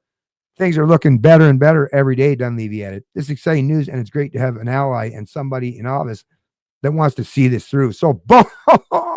Once again, I'm going to get into the comments there, folks. But yeah, see? Already. And you heard it here first, hopefully, that, the Trump effect is real, and he is making these Canadian politicians look as bad as they really are. They really are. Anyways, going to read a few more comments. President Donald Trump has announced that he has banned drag shows from taking place and targeting children at the Kennedy Center in Washington, D.C. That a boy for drag shows taking place and targeting children. Well, I definitely definitely anything. Bans, I'm usually not a fan of, but leave kids the fuck alone. I definitely agree that because, it should be banned. It should be illegal for adults to be stripping down to basically being naked and showing their junk to children. Matter of fact, that is illegal. Right? If you tried it as a heterosexual, you'd find out real fucking quick. There's laws on the books, and they're going to fucking charge you with them if you try that. And if you did, you're a fucking terrible person to start with. But for some reason, so once again, I'm not a fan on bans, but what has to do with immorality and things that should be properly illegal, I'm all for it. So thanks for pointing this out, and good for Trump. That a boy is right. Mass migration through UN Agenda 2030-50, 17 initiatives. Need to defund and get away from the UN. South America and the illegals coming up to the USA through the Darien Gap has UN tense up with info too. Yeah, well, this is amazing. I was actually watching too, and I don't know if you guys have seen this yet, but you now can go on YouTube and just, man, there's so many videos now where you can see everything that's happening down the border. Right? You can actually see this stuff now. You would have never seen this stuff under the Biden administration, but you're seeing it under Trump, and the people that are working for him are showing it. Like they're even showing putting up the razor wire because these walls are great and all, but you can see these people coming up. They're finding ways to circumvent the walls. So they're adding razor wire now. They're putting a lot more military people down close to the border. They're putting a lot of the drones, much more surveillance. But it's just wild. And in terms of the UN, that's something I think Trump's kind of been bantering about too, is you just get out of these entangling alliances. That's something the founding fathers made very, very prominent in their message to the American people, is avoid entangling alliances. Trade with people for sure, but avoid these entangling alliances. And that's what the WF, the UN, these big globalist type things, these collectivist type things. Avoid that shit at all costs. Now, of course, you should be able to talk to people. Doesn't mean you have to join their gang, right? I'm with you there. Get into the USA. Soros Foundation pushing this crap too. Yeah. Oh, yeah. You just finish it. Yeah. Finishing up your comment there. Let's be realistic, folks. The downward spiral of humanity into war, destruction, chaos will continue until we evolve in consciousness. Evolution, not revolution. You got it, Dave. And that you're kind of paraphrasing, but I even coined my own little phrase. True liberty requires evolution, not revolution. Because that's the thing. We've tried the revolutionary stuff, and you get a temporary reprieve, but no, it's liberty. Just like Dave's pointing out, and I mentioned before, it's about evolving your mind. It's literally a mindset. It is a state of mind, right? I am in the state of mind that I understand. Nobody, no sovas, no politician, nobody convinced me to accept any indentured servitude, slavery, or subjugation because I'm wise enough. My brain has evolved enough to understand what it even means to be a free human being. Because that's a kind of a that's a prerequisite for liberty to even exist, is the people have to at least understand, bare minimally, what does it even mean to be a free human being? And I'll tell you this, most adult Canadians, and I talk to a lot of them on a regular basis, have no fucking clue. A lot of them actually think that you have to look to government to tell you what it means to be free. The minute you think that government or any document from government or anything, even the Constitution is not what gave Americans their freedom. The Constitution merely acknowledged what Americans already knew because they understood philosophically what it is to be free. Right? That's the thing. That's a big divide between American and Canadian culture, is a lot of Americans understood that. And I get a lot of that is changing these days through the education and all that stuff, fucking with them and indoctrinating them into these more collectivist camps. But Americans understand, or at least a lot of them, a sizable portion of them, and I talk a lot of them too, they at least know what a free human being is. Right? And Canadians, sadly, you're not going to make good decisions or wise decisions if you don't at least have that prerequisite of just the baseline understand what does it mean to be a free human being. If you don't have the baseline formula, good luck trying to put that together, right? But yeah, good point there, Dave. You always got good points, Dave. Hit that thumbs up. Thank you kindly there, Dave. Really appreciate that. Yeah, I guess I don't know if that's on X, but yeah, I get the numbers from all the different ones, so yeah, whatever. Who cares? Like I said, I try not to look at the numbers too often because it can be if I look at the numbers, it's like, yeah, I might not want to do because they're now. I look at some of the other things that people put up in some of the contents, like, how come these fuckers are getting like fucking tens of thousands and hundred thousands of views, and all they're really doing is saying, hey, pick red team, not blue team. No, pick blue team, not red team. Red team better, blue team better. And these fuckers, well, because they're playing in the Overton window, that's the weird thing. I guess that's what it is. The messengers or the thought leaders want, yes, you can function in the Overton window of statism, but no. Don't be like Bennett. Don't even think of stepping outside the bounds of allowable thought or opinion, right? Because then, no, we can't watch you. And I get it. Even for some people, it's like, I don't want to hear the cold hard truth. I get it. Ignorance can be blissful, but it can also be quite detrimental to us as humans, as a species, as individual citizens, right? I mean, look at, let me introduce exhibit the world that we live in, right? I rest my case. Hey, what's going on, Justin Turdo? Hey, you hosers. Hoser, what's going on? I haven't seen you in a while there, Justin. Hope you've been doing good, my friend. Thanks for joining the chat. Actually, I should check because I get the comments, I think, from X, but I think I might have to go, or no, actually, there can't be anyone watching me over on Facebook because I think I would see that pop up too. So anyways, whatever. Once again, let's get away from that stuff. USA will sell Canadian oil and gas to Japan, where the USA buys their bitumen at $15 a barrel, probably charge 20. Yeah, well, that's another thing too. Yeah, that probably will happen. Good point there, Liquid Gal. Good point. Okay, so I'm going to get back. So we covered the Alaska thing. Oh, we covered the Trump and the video with Trump and the Japanese Prime Minister. Oh, look at this one. Look at this one. Oh my God, like the hypocrisy, the contradictions, the double speak. I mean, Orwell, you would be proud of the Trudeau liberals and the thought leaders in this country, right? And their minions, right? Because wow, it's just unreal.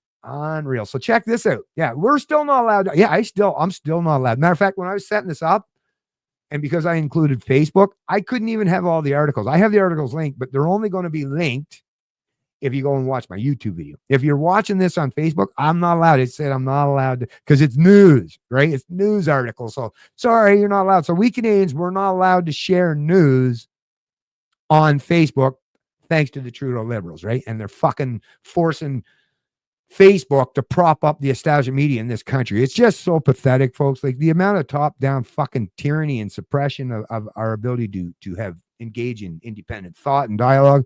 Well, you know how fucking nuts it is. But look at this. So we're not allowed to share news. We're not allowed to do this stuff. And they supposedly had a big hate on for Meta for daring to defy the Trudeau liberals. Yet, looky. Well, what do we have here? Canadian government ends Meta advertising ban, launches up to $100,000 GST break ad buy. This is reported by Rachel Allo, February 5th, 2025. So what? Wait. So we can't, but apparently the Canadian government, because they were like, here's what it is. Let me break it down for you folks. They realized the only people who are getting any information in terms about this GST break crap, just another the government's like breaking your leg and handing you a wheelchair kind of thing, right? Deal, right? Stealing $100 from you, say, here, I'll give you 10 back, right? This kind of, but the message wasn't resonating just with like the whole carbon tax thing. It was like, the only people that are seeing their stuff would be people who are watching CTV or CBC, which, would skew to being a lot of older, very gray, more than, once again, not against my gray-haired fellow peeps in Canada. I'm going to get there soon enough myself, right? But the kind of people, the typical demographic of people who watch the established media, a lot of older people. Younger people, they're not watching CBC and CTV or Global or any of that crap. You know that. So like, well, how are we going to get our propaganda or our targeted propaganda out to the people where we really need to get that? Because the ones that are out spending and consuming would be the younger people, right? In particular, more so than the older people, I would suggest. Oh, we have to use social media. So we'll go against our own, like we're supposed to be against Meta for defying us, but we'll go against that to benefit ourselves. So complete lack of their own principles and any pretense of such, right? But isn't that hilarious? Isn't that hilarious that they total about face? And check this, another Trump effect. Warning, coming through, folks. Another Trump effect. The Trump effect is real. Make no mistake. Check this out. Like I say, you never heard this the whole time. It was always the opposite. And these are the exact same people who they're all there in the, in the Liberal government, whether they were backbench, front bench, and people, they were all there. And they were all like, oh, we can't, because they thought we better stick with where our bread is butter, and that's these ultra progressive environmentalists. So we better shoot ourselves in the foot and go along with their agenda, right? And that's what they did. Except now, how strange! How times have changed. Anand suggests Canada's interprovincial barriers could crumble within a month. Provincial in Ottawa has been talking for decades about removing internal trade barriers. Remember that story? And I covered it. This report by Jean Laroche, February 5th. Remember that story about that dude? Fuck, I forget his name right now. But remember there was that dude and a lot of Canadians, I wouldn't even say who. I'm not even going to say whether I might have done it in the past. A lot of Canadians, I don't drink anymore. I haven't since 2021. Yeah, 2021. So what, I got 4 years in now? Anyways, but yeah, buying beer, it used to be cheaper in Quebec. And if you're in New Brunswick, you're like, yeah, if you're coming back through, especially as a truck driver, come back through Quebec, come back home, stop into the Irving nearby, the big stop at the border Irving nearby, or one of them places, and grab yourself a couple cases of beer. You can even get the big 60 packs, 55 packs, like I say, and worked out a lot of times. It's like barely over like $1.50 a beer. So it's actually a pretty good deal and stuff. But yeah, how dare he? Right? No, you're not allowed interprovincial trade. The guy get charged for buying, what was it, 14 cases of fucking beer. Like, he fucking depend on, if he's around the East Coast, he might drink that in the weekend by. I'm just kidding. I digress. Maybe, kind of. But yeah, no, all these years that Canada's been a federation, all these barriers, all these fucking provinces got so many barriers up against each other, right? All these walls and barriers, which, hey, I thought you Canadians were all against or I thought you collectivist Canadians were against having walls and barriers. You're all inclusive, or most of you are inclusive. Right? Well, unless it's your own fellow peeps in the next province over, or that province over, right? No, I'm going to put up lots of walls and barriers there. Hey, matter of fact, that happened during COVID too. So how many examples do we have where we can show, like, they talk out both sides of their mouth at the same time? I think that's probably about the only talent they seem to have, which is, I would imagine, it's pretty difficult. I can't do it. Nope. Can't do it. Sorry. Of course, I've never had any practice either. But yeah, the regulations that are often criticized as barriers to trade between Canadian provinces could all crumble within a month, according to Federal Cabinet Minister Anita Anand. Following an announcement at the Port of Halifax on Wednesday, a reporter asked Anand if interprovincial trade barriers could be dealt with, wiped away in 30 days.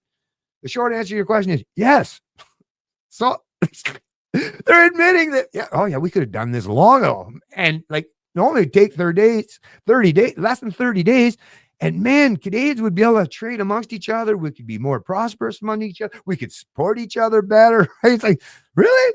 We could have done this all along, all these decades, and we didn't. And we just put up these barriers and obstacles and made ourselves so reliant on like one source this, one source that, no competition.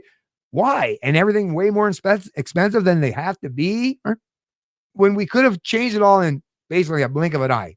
Well, there you go, folks.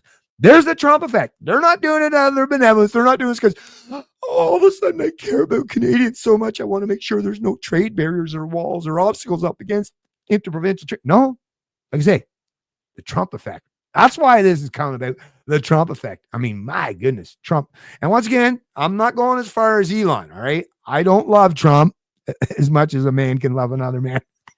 That was a fucking hilarious post, a little creepy, right? I mean, Elon, Elon's kind of trollish, right? He likes fucking around a lot. But it's comedic. I mean, you can't take everything he says 100% serious, right? But that was kind of funny. But yeah, I don't have a man crush on Trump, right? I don't idolize or worship any human being. I can have admiration and respect and all that stuff. But I tell you, the way this is being done by Trump, and I don't even know if it's just him. Matter of fact, it's probably not just him. He's surrounded, especially now, by some really, really smart, innovative, and creative people, right? But whoever gets whoever we can attribute to how this is all unfolding is like, my God, fuck. It's like a top-notch course in how you fucking school the collectivists in Canada. Like, wow. And I got to tell you, it's a spectacle that I'm thoroughly enjoying. I'm thoroughly enjoying tremendously, really. Really. Matter of fact, days like this, man, if every day was like this, I would have never in my whole life ever had to have alcohol to put me in a more heightened state of excitement or whatever, that stuff, right? You know what you do. Because man, I almost feel high on the hog just by just watching how this is unfolded. It's quite the spectacle, I got to tell you. Very entertaining. Like I say, bare minimum. Are you not entertained? So yeah, look at this one too. Like I say, just keep coming and coming. Of course, I've had a lot of these all saved on my my tabs opened. So yeah, I should have went through these a lot more earlier, but I think it's kind of fun to do this in this way, and I can cover so much, right? I'm all about being efficient, and I'm trying to be as efficient with my time and yours as humanly possible, right? Because time is money, time is valuable. So let's be as efficient as we can be. So look at this. Montreal, looking to diversify its exports, Quebec will now rethink natural gas pipeline project, or willing to rethink natural gas pipeline. Oh, really? You were totally against that stuff. There was no social license. The people of Quebec were completely against it. But, woo, what a change of heart. Geez, what would have happened in recent times that this change of heart would have come? Oh, yeah, Trump. Yeah, the whole Trump thing, the whole tariff thing, wild, right? Project could be accepted if it responds to previous concerns, Environment Minister says. So Matthew Lapierre is reporting this one. The threat of tariffs and lingering economic volatility has prompted the Quebec government to reconsider a pipeline project bringing liquefied natural gas from Western Canada to the province before shipping it overseas. Quebec nixed the project known as LNG Quebec in 2021 for environmental reasons. But now with economic uncertainty surrounding the province's relationship with the U.S., its largest trade partner, Quebec's environment minister said the government is interested in taking another look at it. We're not opposed to energy products that respect the environmental criteria. Benoit Charest, the environmental minister, told reporters at the National Assembly on Wednesday. But it's just so funny because, like, they're still, of course, they still got to try to put up a little bit of their cred to their minions, environmentalist supporters. Like, but that's the thing for you people that support these fucking leftist governments, these progressives, these collectivists. You see, they lie to you. They're doing it right now. These guys they're all in. They're basically replicates. Oh, Trump's gonna drill, baby, drill, and all this stuff. Let's rock the environment. Or wait, no, we'll pretend we still care for the environment, but we're going to do these things anyways, right? So, like I say, no matter how I just think of, even if you're beholden to the collectivists or the leftists in this country, it's got to be driving you nuts at this point in time to see just how contradictory and hypocritical these people are and how much they lie and gaslight you. That's got to be a rough one. And I suggest rather than taking more pills to dull your pain or your senses, instead of dealing with the reality, how about you just put all that shit down and just deal with the reality? Man up, woman up, right? Nut up. Just deal with the reality because, in addition to, the country being fucked up, but your Pop-Tarts are burning too, right? Remember that meme that was passed around years ago? But I wanted to point this out too, because here in Canada, I got to tell you, folks, and I'm going to say, so there's an article out of the Telegraph. Where is that article out of the Telegraph? How come I don't remember seeing that Telegraph article actually? Or did I already deal with that?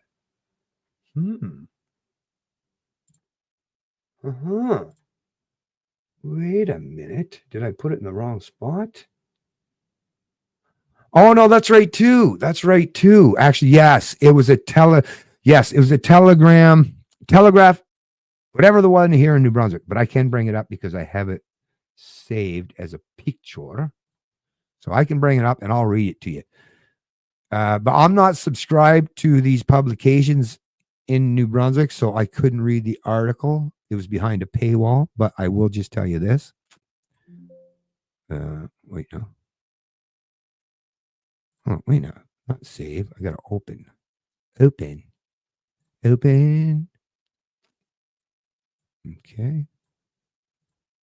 Open. Here we go. So like I say, this was the Telegraph Journal in New Brunswick. I won't have a link to this one. Actually, I might be able to put the link in after the fact, and then if you do have a subscription, you'll be able to find it yourself. New Brunswick's unemployment rate dropped significantly in January to 6.4, down 1.3% points from the previous month, according to Statistics Canada. New Brunswick's unemployment rate dropped significantly in January to 6.4%, down 1.3% from the previous month. The province now has an unemployment rate lower than the national average. That's as youth employment is up. Meanwhile, the size of the province labor force shrank. The net effect is 5,700 fewer people in New Brunswick being counted as unemployed. New released numbers from Statistics Canada shows 2,900 more New Brunswickers with jobs in the last month. Roughly 1,100 of them are between the age of 15 and 24 years old, as the youth unemployment rate tumbled from 13.5% in December to 10.7% in January. That is, the size of the labor force, those looking for a job or have one, dropped by roughly 2,900 people as well. So the numbers you got there is that 5,700 and 2,900. Anyways, so just so I at least covered that part. So, like I might have actually covered this a little bit when I first started, but so the federal government and all of our provincial governments are basically using mass immigration, temporary foreign workers, asylum seekers, all these people on that fast track race to the bottom, and corporations are just loving it, right? And businesses, because they can keep wages tamped down, which allows them to keep down our purchasing power, right? And all that stuff.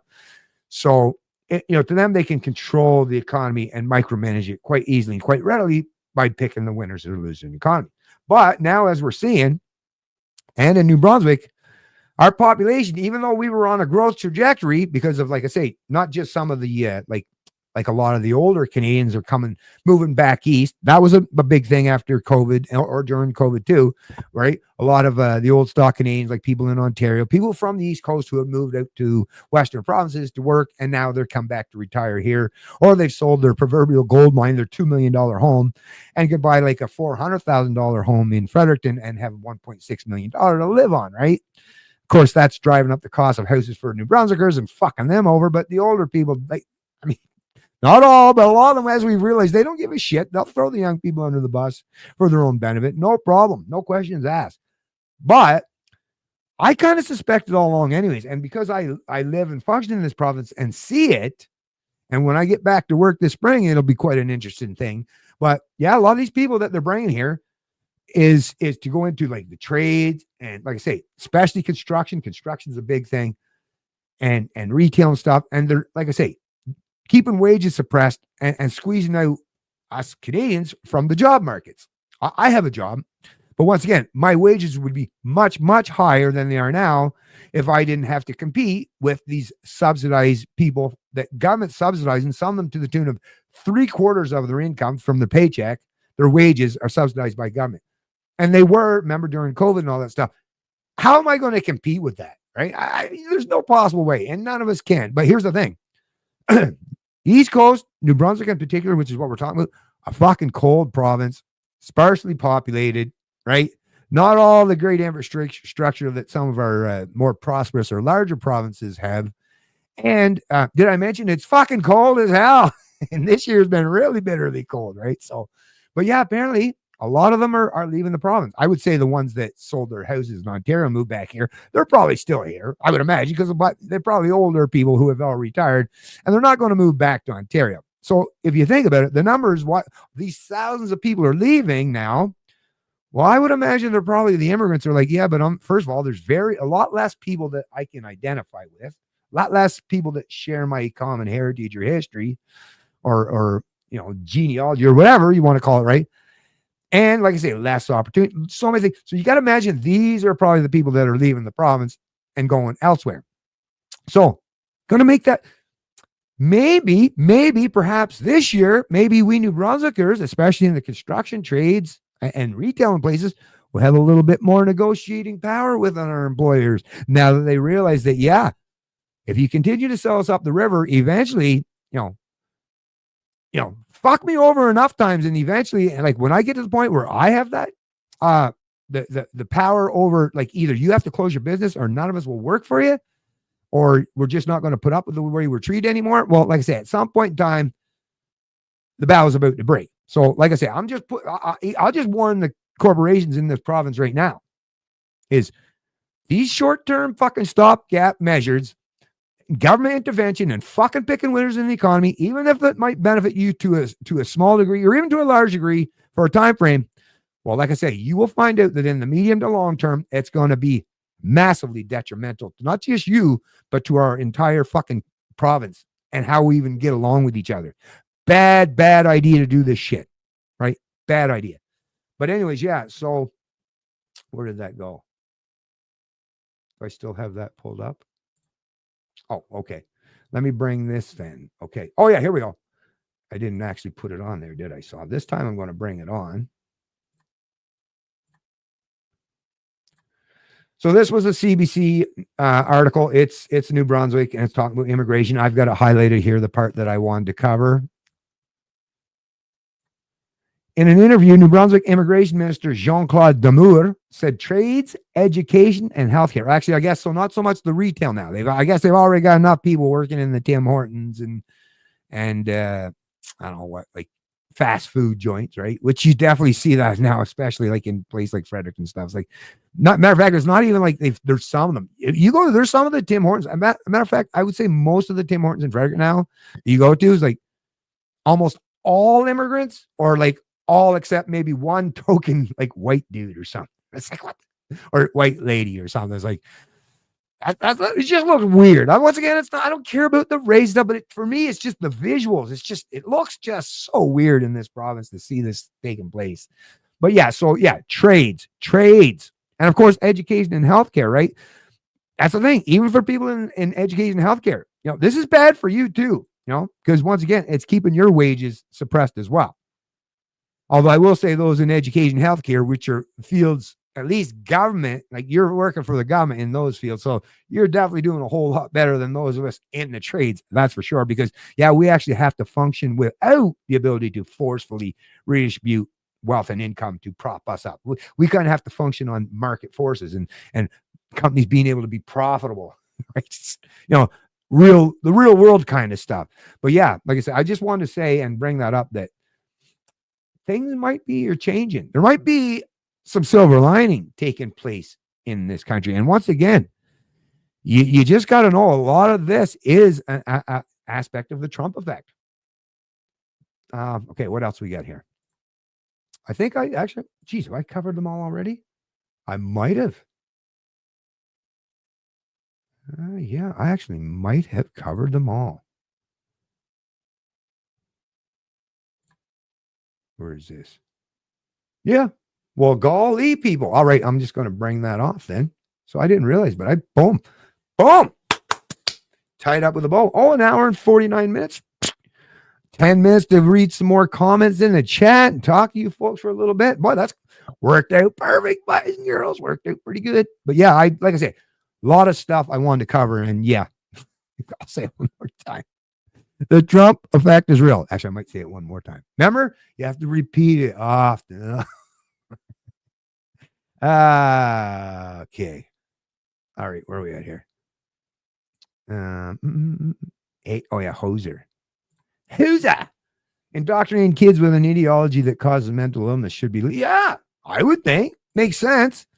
Makes an awful lot of sense to me, Justin. It's that global warming, Bennett. That's why it's so cold. Liquid guy. I don't know if you're living on the East Coast here, but holy jeez. And I mean, I heat my house with wood. Oh no. Yeah, I'm a knuckle dragger apparently, but I'll tell you, the fucking wood heat, man. I mean, my son has a really nice one of those heat exchangers, but it uses the geothermal thing, and it's right in the basement, runs through the ductwork, and it's nice. I gotta admit, it's nice. But man, I actually would like to have it just by the simple fact that you can just set your dial and then forget it. But there's obviously a lot more work to the wood, right? There's a lot of work to the wood, and it's even starting to get a little bit more expensive these days.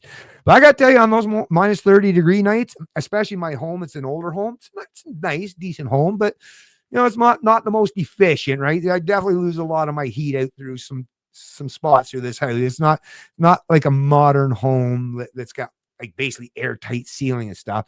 So that's the thing with wood. If I lose a little bit of the heat, it's actually not bad because even on a minus 30-degree night, I can get it nice and beautifully warm in here. And I'm not beholden to anyone other than what I got stockpiled in my basement. I got a big basement.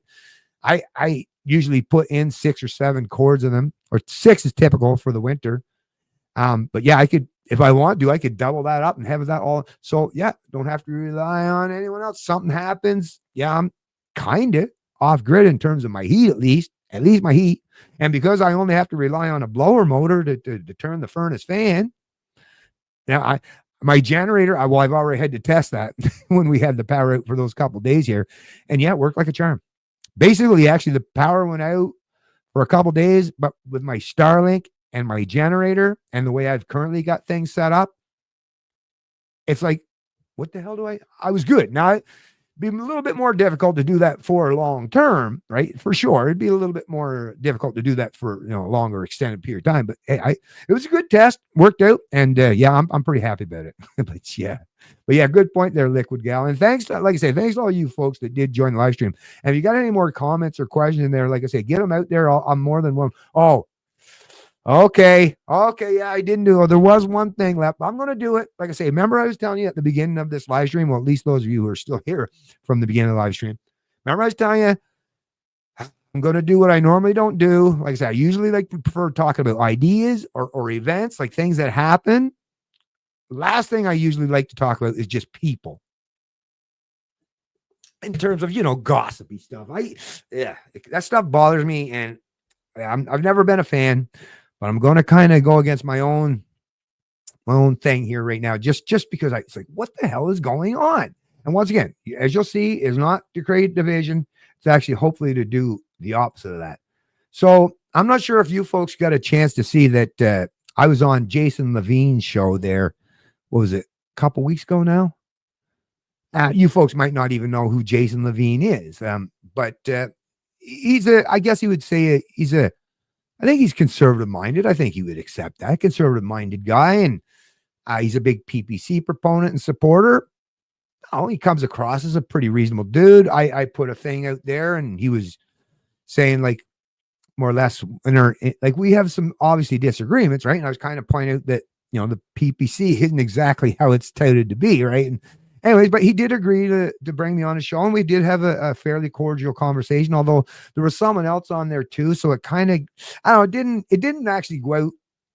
It actually didn't turn out how I was kind of hoping, but hey, it is what it is.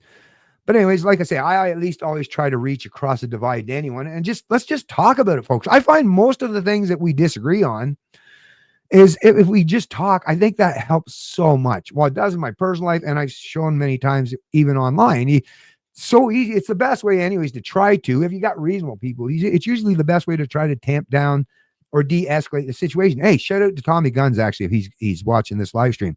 Me and Tommy Guns, he follows my content. We've known each other, I think, for quite some time. And I got to know him through our interaction and exchange online and through the chats and stuff.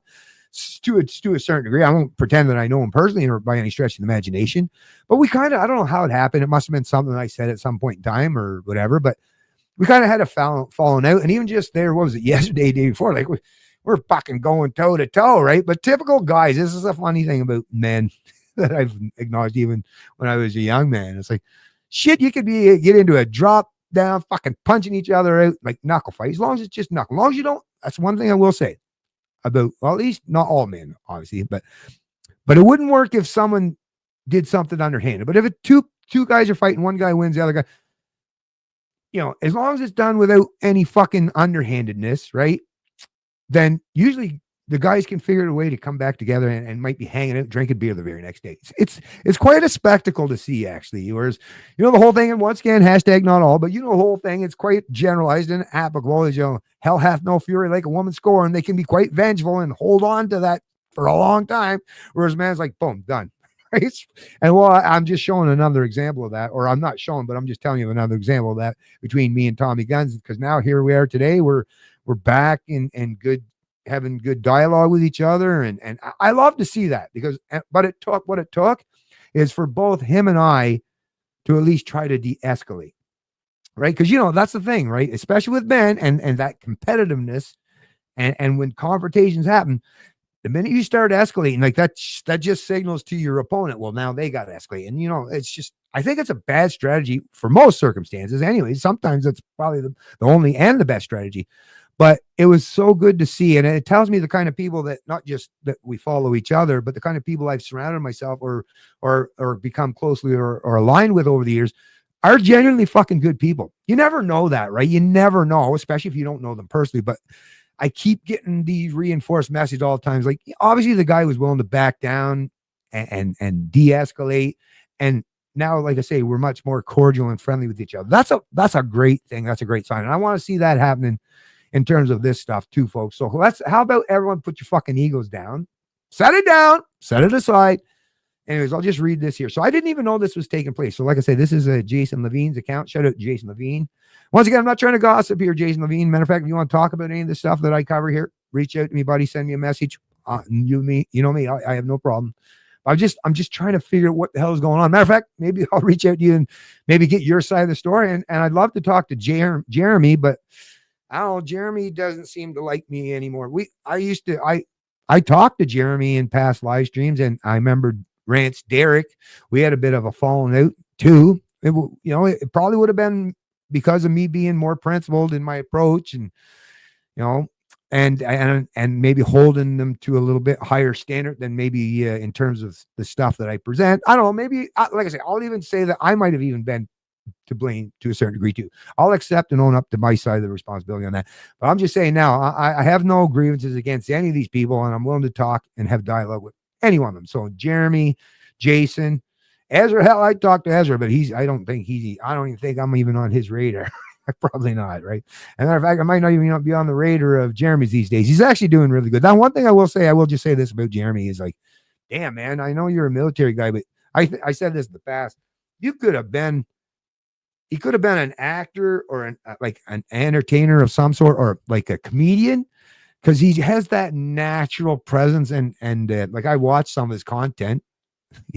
I'm sure they don't watch mine, but I watch some of his content from time to time. Just watched another one there the other day, and yeah, just reinforced every time. It's like, man, he's got a good way with words, good gift of the gab. He's very comedic. He's good at doing the impressions. It's fucking awesome with the impressions.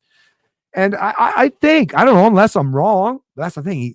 I could be wrong, but he seems, or at least he comes across as someone that actually cares and is, doesn't say the right things, but he seems like he's at least somewhat genuine. I could be totally fucking wrong. I don't know, but anyways, so what's going on here? I know. Let me just read this. Yesterday, I spent several hours with Ezra's Alberta lawyer, Robert Hawks KC, in questioning while Ezra listened in, no audio video from Ezra remotely. At the end of the questioning, Ezra is making a demand called an undertaking for me to produce my private, personal, and business communications with Jeremy McKenzie and Donald Best.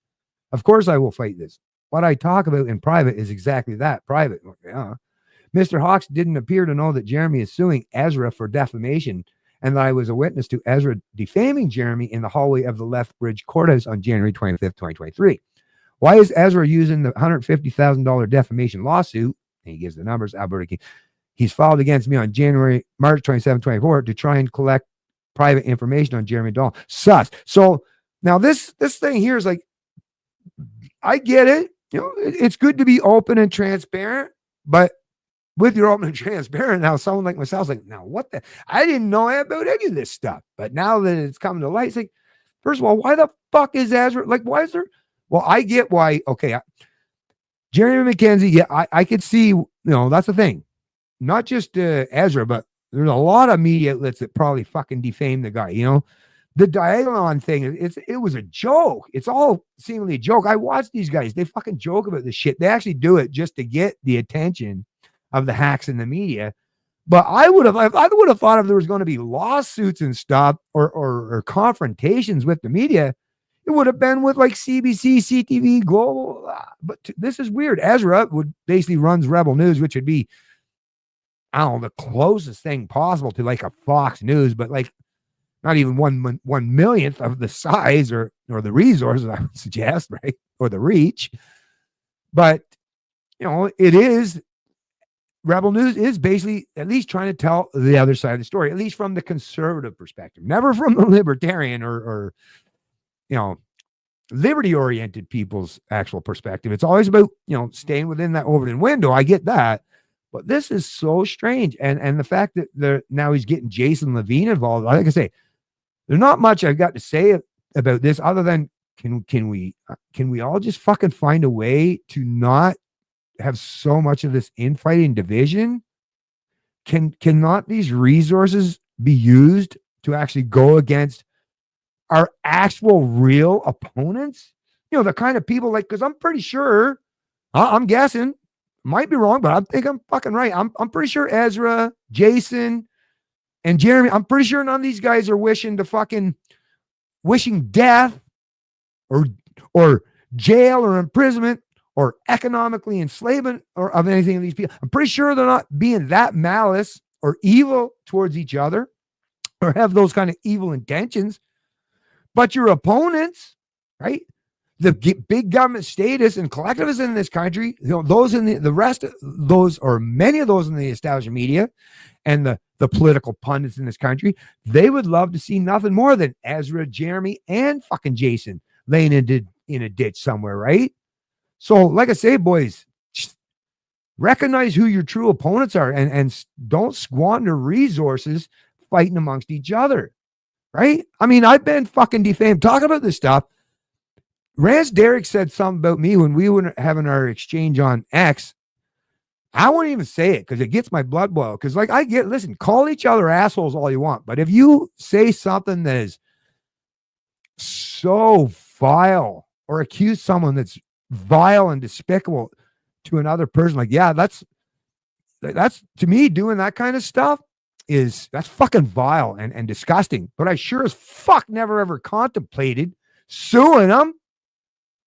I would have liked to at the time. I wanted it to be not to be present on social media that someone would make such a fucking ridiculous accusation, for sure. But that was it. I was pissed in the moment and then I moved on. As per usual, that's what I do. But I don't know why the hell are these guys, I don't know, unless it's just to whip up attention. If that's the case, hey, do your thing. I don't know. Once again, I'm not privy to any inside knowledge of this. But the one message I would say is, unless it's being done for some strategic purpose, and if that's the case, then hey, do your thing. But if it's just people fucking, you know, that should really be kind of more aligned with each other, you know, spending time, resources, money, fighting amongst each other and suing each other and shit, like, holy, that just seems like a really, really unwise thing to do and a massive waste of time and resources, like I say. I see Liquid Gal saying something here. Ezra has been buddies with Lil Peepee for at least 20 years. Yeah, no doubt. Well, there's no mistaking that Ezra would definitely, like I say, all of these, that's like he calls it rebel media, but and it is like it's it's the conservative perspective instead of the liberal or the left perspective, right? But once again, none of them put it this way: you'll never see Ezra Levant would never talk to me and allow me to say what I got to say. I'd love for him to prove me wrong. Prove me wrong, Ezra. If I not like you see my live stream, not, but if anyone knows, hey, you want to prove to Canadians that you're not just an ideologue, playing for Team Blue instead of Team Red? Have someone like myself on. Well, how about you allow me to educate and inform Canadians through your platform in a manner that you've never done in the past, which is to say, yeah, none of these people have any legitimate authority to dictate, micromanage, and control our social and economic lives. The emperor's not wearing any clothing. The state is illegitimate. The modern form of slavery is not legitimate just because it's not exactly resembling the old world form of slavery, right? Like I say, and like Liquid Gal has said, and others as well, Dave Dismantle is, it's all up here, folks. Liberty is a state of mind. And we got to do a whole lot of work, hopefully, to get more and more of our Canadians in that proper mindset and thinking what it means to be free. Anyways, it's 2 hours and 5 minutes. I know I've kind of gone a little bit over, but I really appreciate all you folks who have joined the live stream. Like I say, I'll just check and see if there's a couple more comments, and then I'll probably tie this bad boy up with a bow. I'll even put a bow on it. What the hell? Indoctrinating kids with an ideology that causes mental illness. Yeah. Actually, I think I might have already read that, didn't I? Oh, yeah, I did. And then there's this one. At least you can still use wood. I'm in BC, and the closer to Vancouver, you can't have. What? Are you fucking serious? Actually, what am I saying? Why would it surprise me? But that's fucking insane. They prevent you from using wood. Well, I just got to tell you this. I know, and yeah, it could get me in trouble if that was ever the case. But if they ever tell me I'm not allowed to use, well, come and get me, I guess. You better come and get me. And I got cameras all over my fucking property, and I'll make it a fucking spectacle. So if you want to fucking criminalize or punish me for burning fucking wood to heat my fucking home and my family, fuck you. Like I say, don't care. Like I say, unlike people, I don't look to government rules or edicts to determine what's right or wrong or what's ethical or what's legal or illegal. No, I use the philosophy of liberty and those Christian values that have been instilled in me since I was a child. That's what helps me navigate the world. No reliant on status or collectivists or tyrants to tell me what's right and wrong, because right from the position from the get-go, right from their very job or what they choose to do tells me that you don't have a leg to stand on. You're standing in a glass house and throwing stones. So yeah, excuse me if I don't take you serious, right? Yeah, thank you, Liquid Stream. And thanks to all the rest of you fine folks who did join it. And like I say, I will tie this up. I'll do another one. Probably it shouldn't be too long from now, because the news is definitely coming fast and furious. And I'm pretty sure I'll have them tabs filled back up in no time. So yeah, what's today? Saturday too. Sorry, actually, I'm keeping you folks away from enjoying your day. Well, if you're on the East Coast, it's pretty chilly. So I don't know, unless you're snowshoeing or actually it's going to get a whole lot colder, at least the sun. Anyways, you folks have yourself a great rest of your day. I'll see you in the next live stream. It's Canadian Libertarian, and I love liberty.